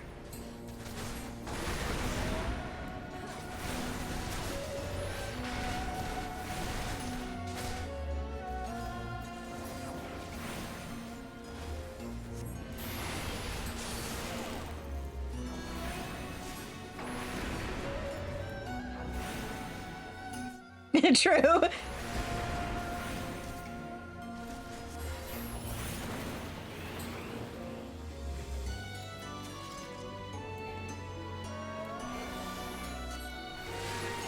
Oh, God. Okay. I did not get snapshotted.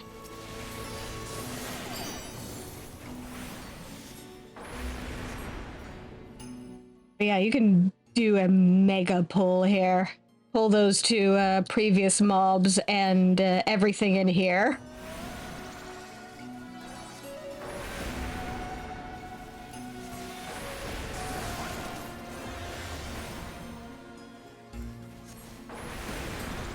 Yep.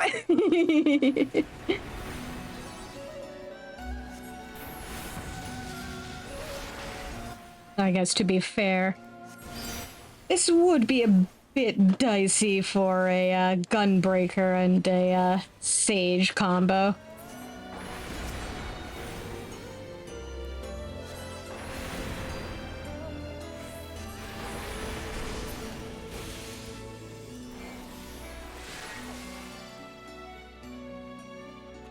Yes.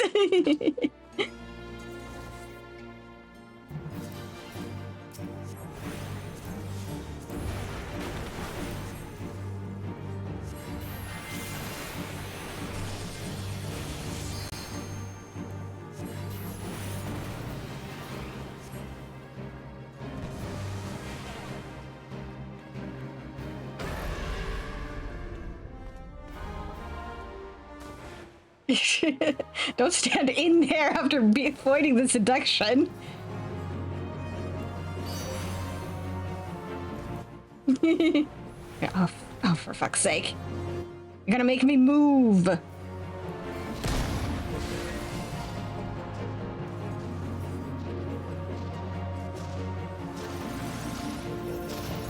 Yeah, there.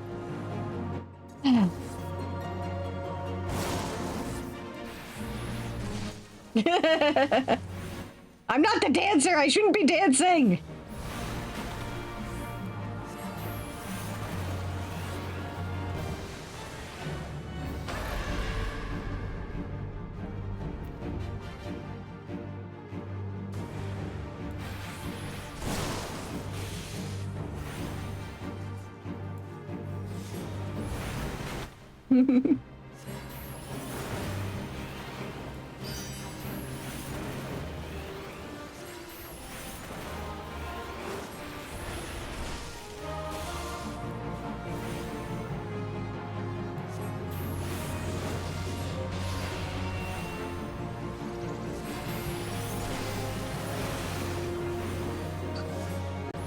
God damn it.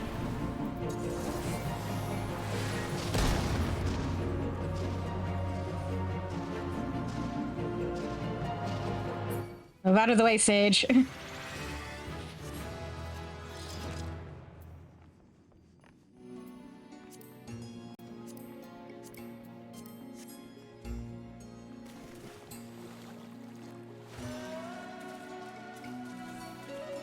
Yeah.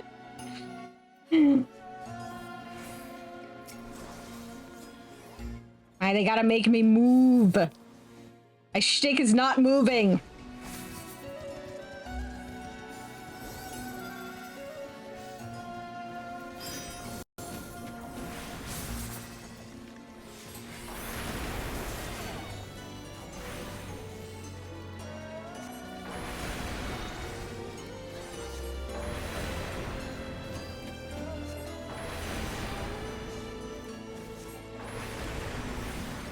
Do I have triple cast yet?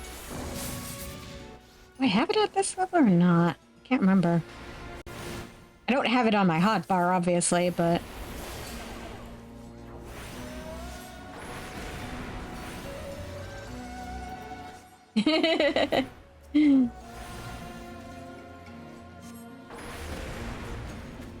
I think it is a cross between those two.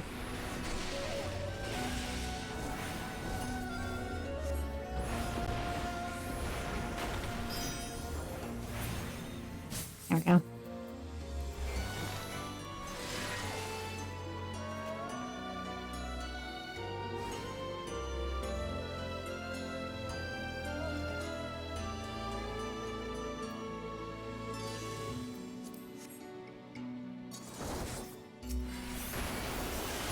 Yep.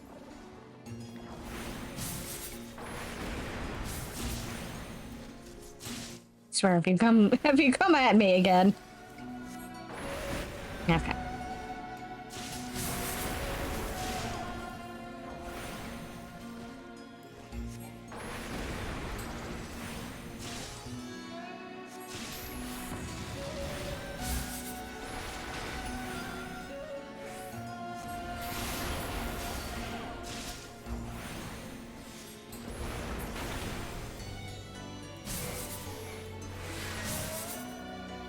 Yep. God damn it.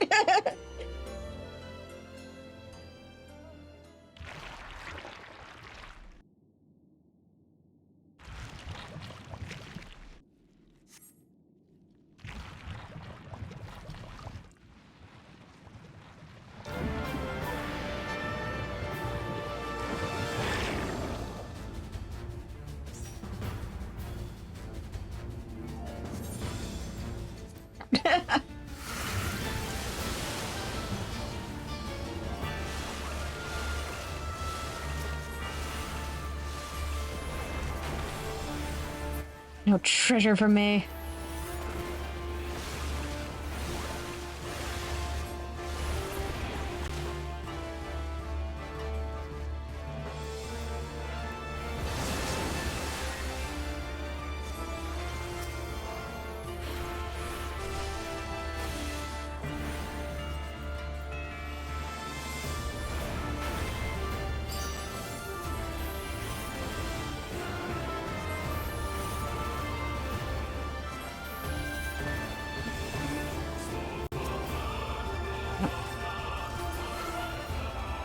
Damn it. Crap. Oh, good. Okay.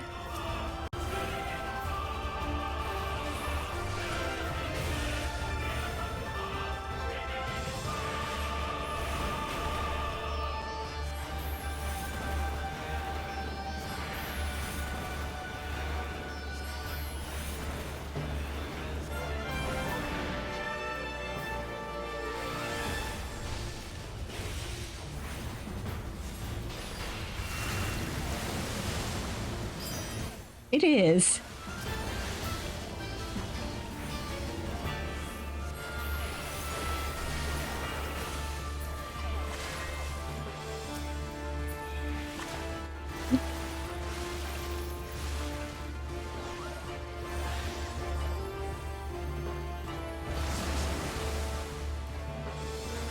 Come on.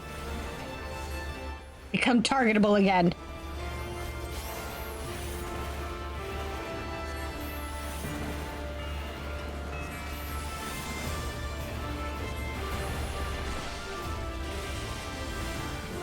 I mean, yeah, technically it is.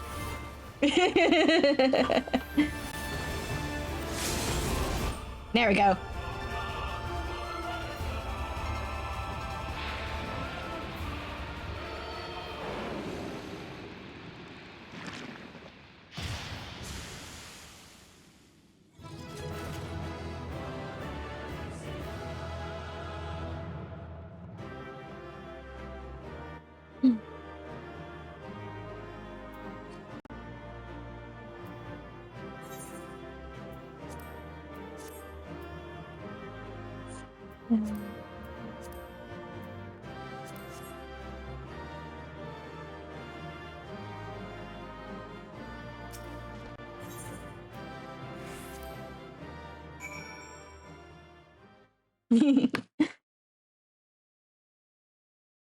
Why, thank you.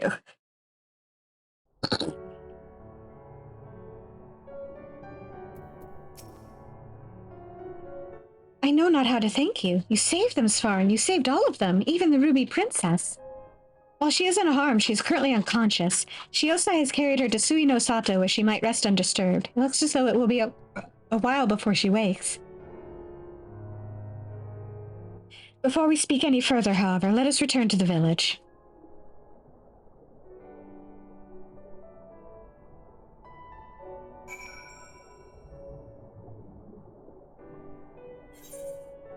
I'm not gonna hoof it all the way back, because F that.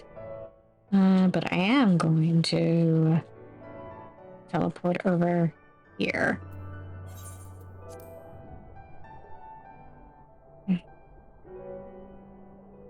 Yeah. The closest transport is hopping here and then hoofing it back. But it's a lot shorter to get from here to Sui no Sato.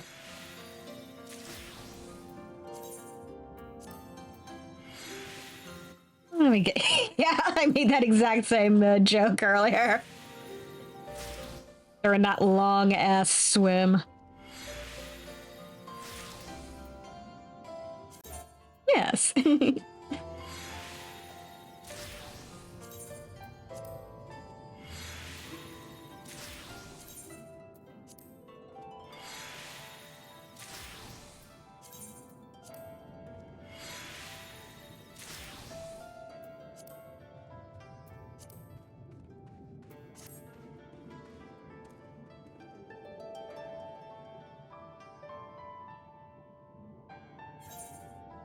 Where's the mender? Ah, it's over here.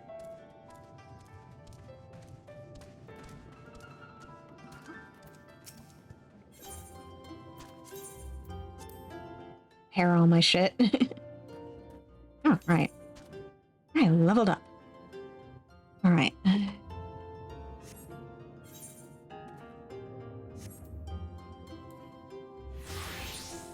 Switch to dancer then.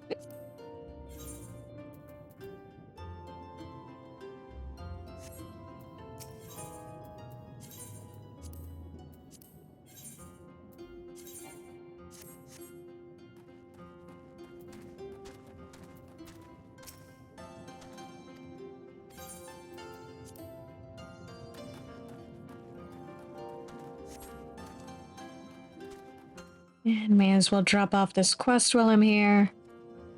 And then I'll head back to Sui no Sato. You are returned and with the Yasakani no Magatama, I trust? Yes.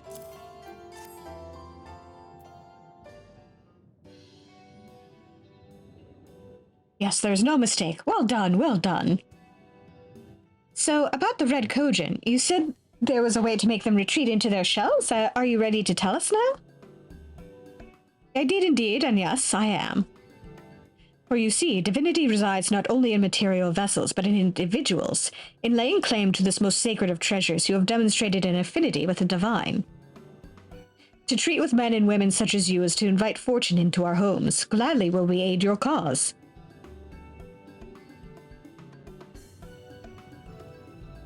All is ready, Sorbonne, then give them what they require.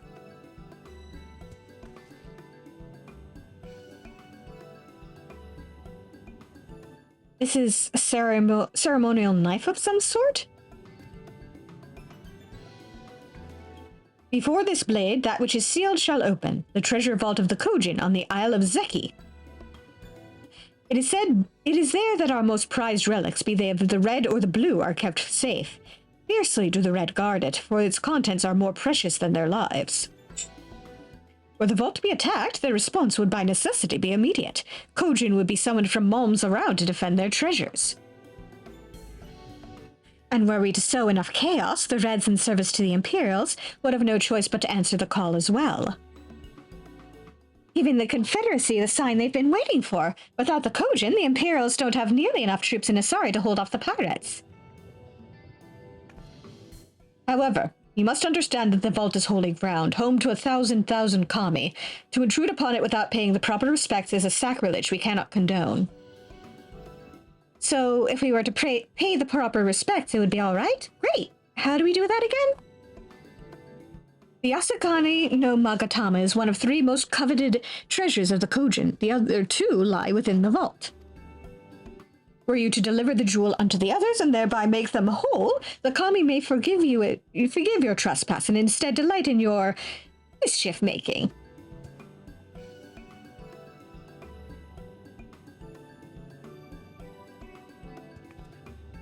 So, if I understand you correctly, you want us to take the sacred jewel coveted by your red brothers and deliver it to their treasure vault? More or less, the Yasakani no Magatama belongs on the Isle of Zeki. So long as it finds its way there, we are satisfied. The Magatama has chosen you to bear it to its brothers. Had it not, you would never have found it, and we would not be having this conversation. I shall inform the Confederacy of your plans and bid them make ready to act when the time is right.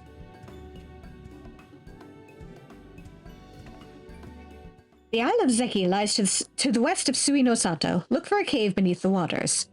May fortune favor you in this and all other endeavors.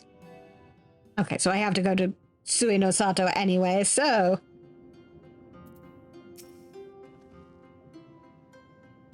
Right then, I'm not normally in the habit of sneaking into heavily guarded treasure vaults, but if this is the only way to convince the Confederacy to act, then so be it.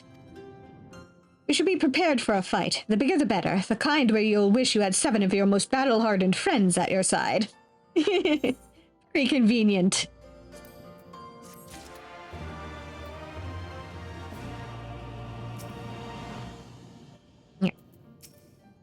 No, not you, Hestefogel.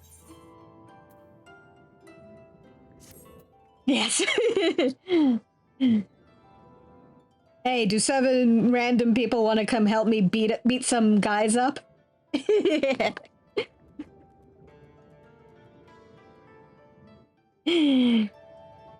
the challenge of sneaking into heavily guarded treasure vaults is fun. I don't know about you two, but I'm as ready as I'll ever be. Me too. Let's do this. Right. Not left to say then. You nervous? Me? Nervous? Come now. I mean, it's not as though I haven't risked my life in ridiculous ways before. Well, maybe I am a little bit. Strangest thing, that. Completely out of character, even. Anyway, let's go.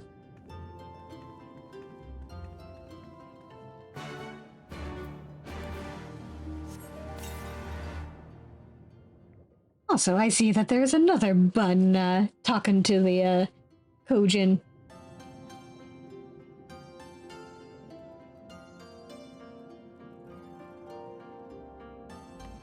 Let's see. Are there any blues here? No. There is a blue there, though.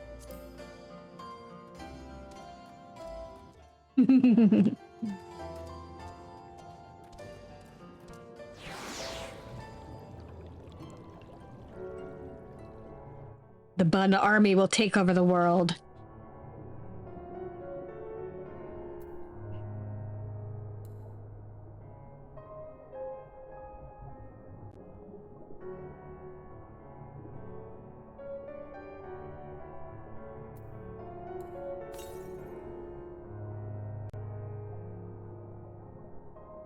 Oh, good. You shall be spared our wrath, then.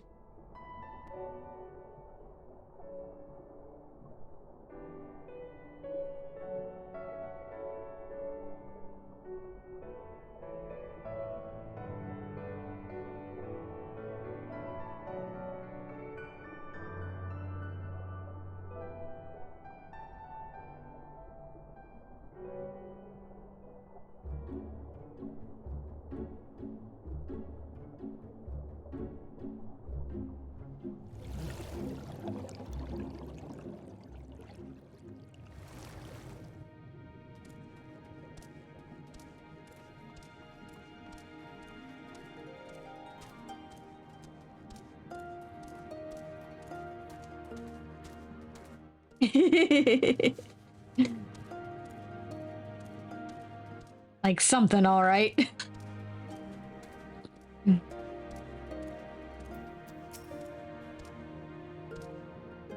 Please allow me once again to thank you for your help. You may be happy to hear that the palace guards are all slowly beginning to return to their senses. Seems peace has finally been restored to the palace. You have saved everyone, including Shiosai, from an untimely death.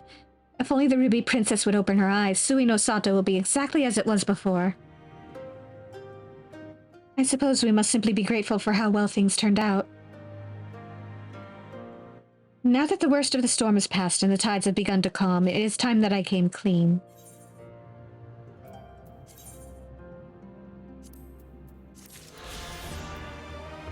Ew.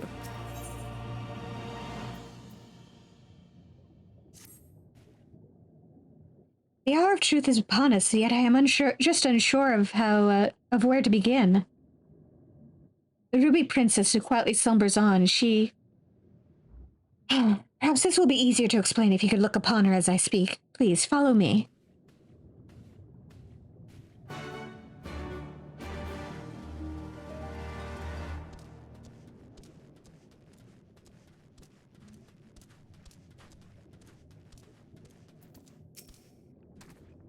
Shiosai will be bringing her out shortly. He should be but a few moments longer.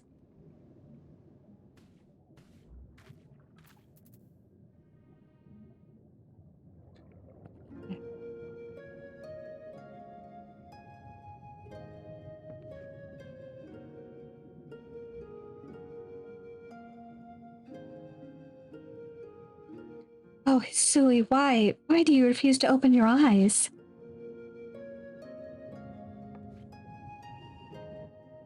Svarn, there is something you must know. I am not the Ruby Princess's younger sister.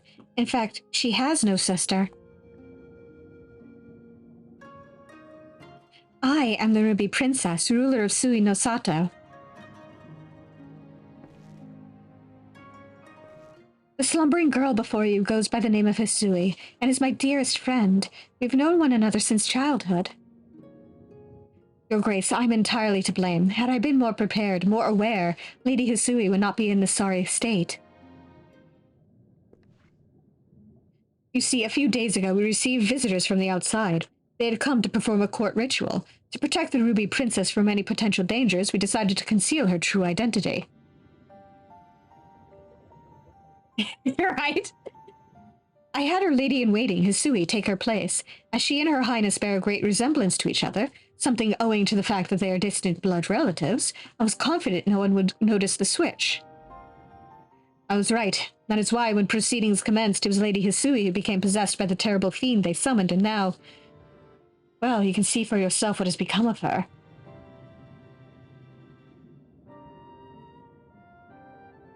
To mitigate such disaster, severe restrictions on who can enter and exit Hisui of the Violet Tides have always been in place. In fact, even the Ruby Princess is forbidden by law to leave its gates. When wraith after wraith began appearing, however, I was left with little choice. I whisked Her Highness away to the village, and had her pretend to be the Ruby Princess's sister, Kurenai. Kurenai. That was the name I had before my mother passed away, and I assumed the title of Ruby Princess. It was also the name Hisui would call me by growing up. For as far back as I can remember, she was there for me, from the best of times to the worst of times. All the laughter and tears we shared. Sui, is this truly where it ends? Forgive me, Your Grace, this is my fault. If only there was a way I could go back and prevent all this. Shiosai, there's nothing to forgive. None of us could have predicted this would happen. You are no more to blame for this, for what has happened, than I am. Svaran, now you know everything. I hope you do not think any less of me for my lie.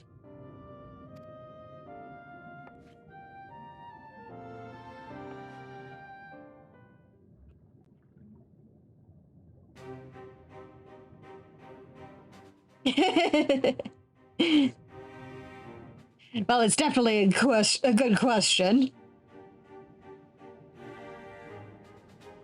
Now that everything here has been settled, I shall be departing from... Now that everything here has been settled, I shall be departing from Sui no Sato. The cure to Husui's condition can only be found above. I know this because, as Ruby Princess, it was my duty to study all the available writings at the palace. Very well, Your Grace. Where would you have us go?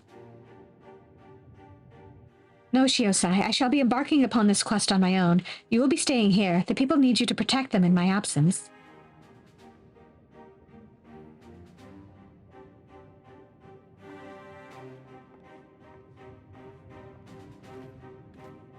Her Grace has made it clear she would have me remain behind. Master Svaran, might you accompany her in my stead? While Lady Hisui's body remains, her soul has long departed. I fear that no amount of rest or magics can cure her. I can only hope that in traveling with you, it will make it easier for Her Grace to come to terms with the tragic fate of her friend. Until such a time she must face this truth, however, I ask, nay, beg, that you keep her safe.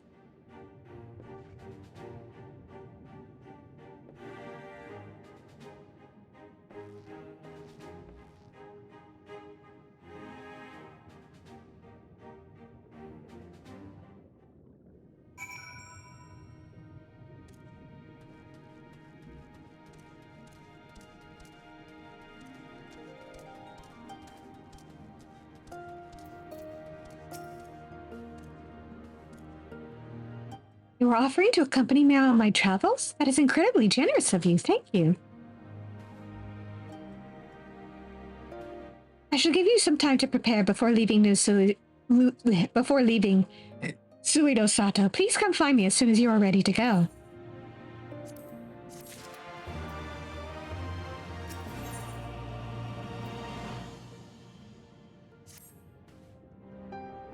You are ready to depart?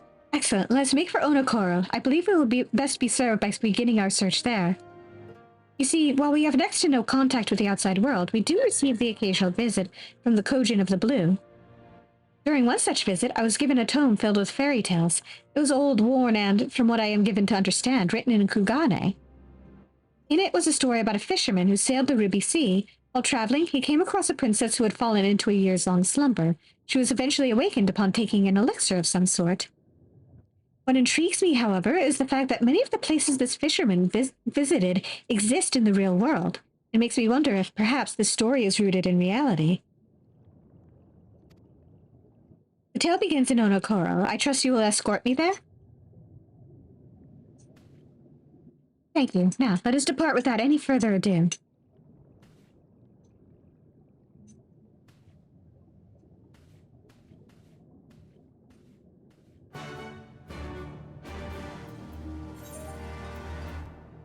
All right, teleport on up.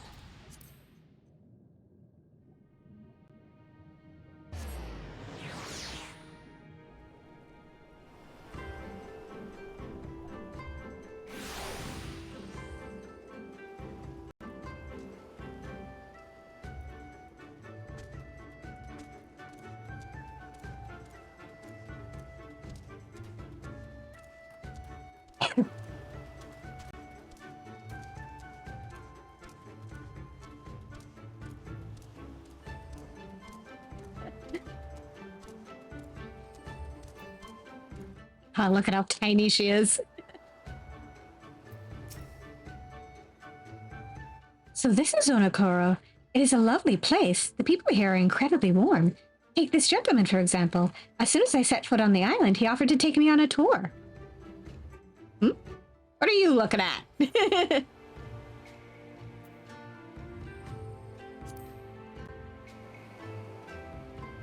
So you're gonna stand there and ignore me? Is that it then? Wait a minute. I know you. My comrades talk about you all the time. My apologies, sir. I was only joking. I was only just joking with you, of course. One can never have enough rich or powerful friends. That is why I approached your young charge. Figured if I helped her now, she'd someday return the favor should I ever need it. So what brings you to our island?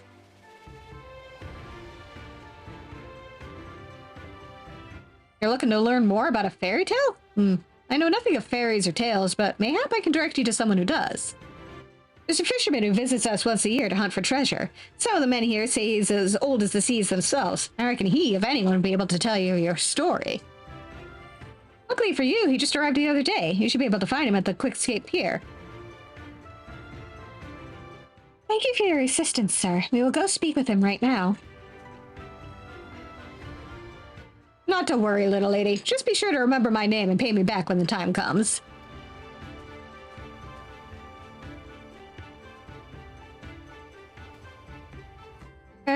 Svarn, did the kind gentleman ever give us his name? Without a name, I'm afraid I will be unable to send him payment for his help. It is terribly unfortunate, but there is little that can be done. Now, let us promptly make for Quick Escape Pier. We do not want to miss the fishermen.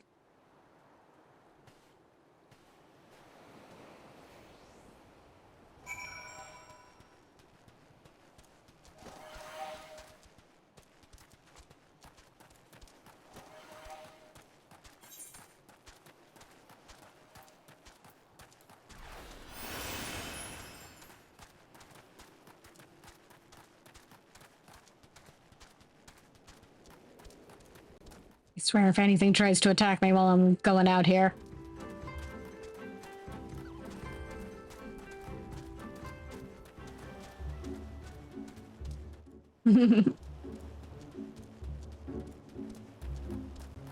Be quick like the bunny you are.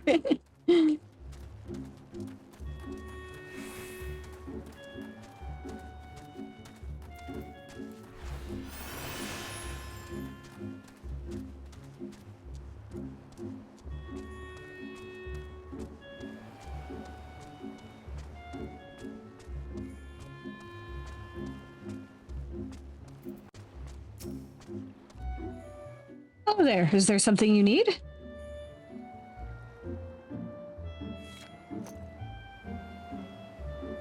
The Tale of the Fisherman in the Ruby Sea. Ah, yes, indeed. It has been a long time since I heard that one. I believe it was my great-grandfather who told me. Or perhaps my great-great-grandfather.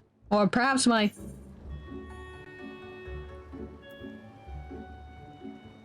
That's all well and good, sir, but if you could please just tell us the story. Oh, yes, my apologies. Let me see if I can remember how it went. Oh, I very much hope you have not forgotten it. We might never know the whole tale if you have. The tome I received as a child was so tattered I could only read bits and pieces of the story.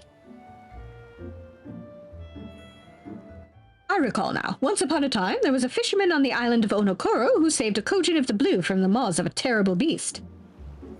As thanks, the Kojin offered him a vial of liquid. When taken, it would allow the fisherman to plunge into the far depths of the ocean without drowning. It was there that their journey together began.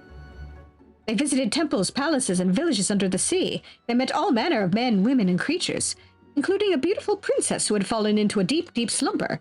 According to her people, she had been like that for years. Hearing this, the Kojin pulled out another vial containing an ancient Tamamizu potion, which had been passed down to him from his great-grandfather. Or perhaps his great-great-grandfather... To continue with the story, upon being given this mixture, the princess was instantly awakened. The moment their eyes met, she and the fisherman fell in love. They were immediately wed in a palace at the bottom of the sea, where they lived happily ever after. Thank you, sir, for taking the time to recount that regaling tale. It was truly enlightening. It's far, and from what we heard, I can only assume the story took place at Shisui of the Violet Tides. Perhaps we should return to Sui no Sato and see if we cannot dig up any mention of this incident. Again, thank you very much, sir. You are a man of great wisdom.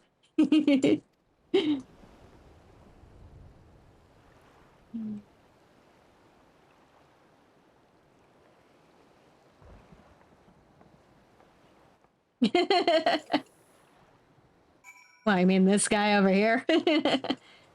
Floating over there. That is, alas, not a Pokemon.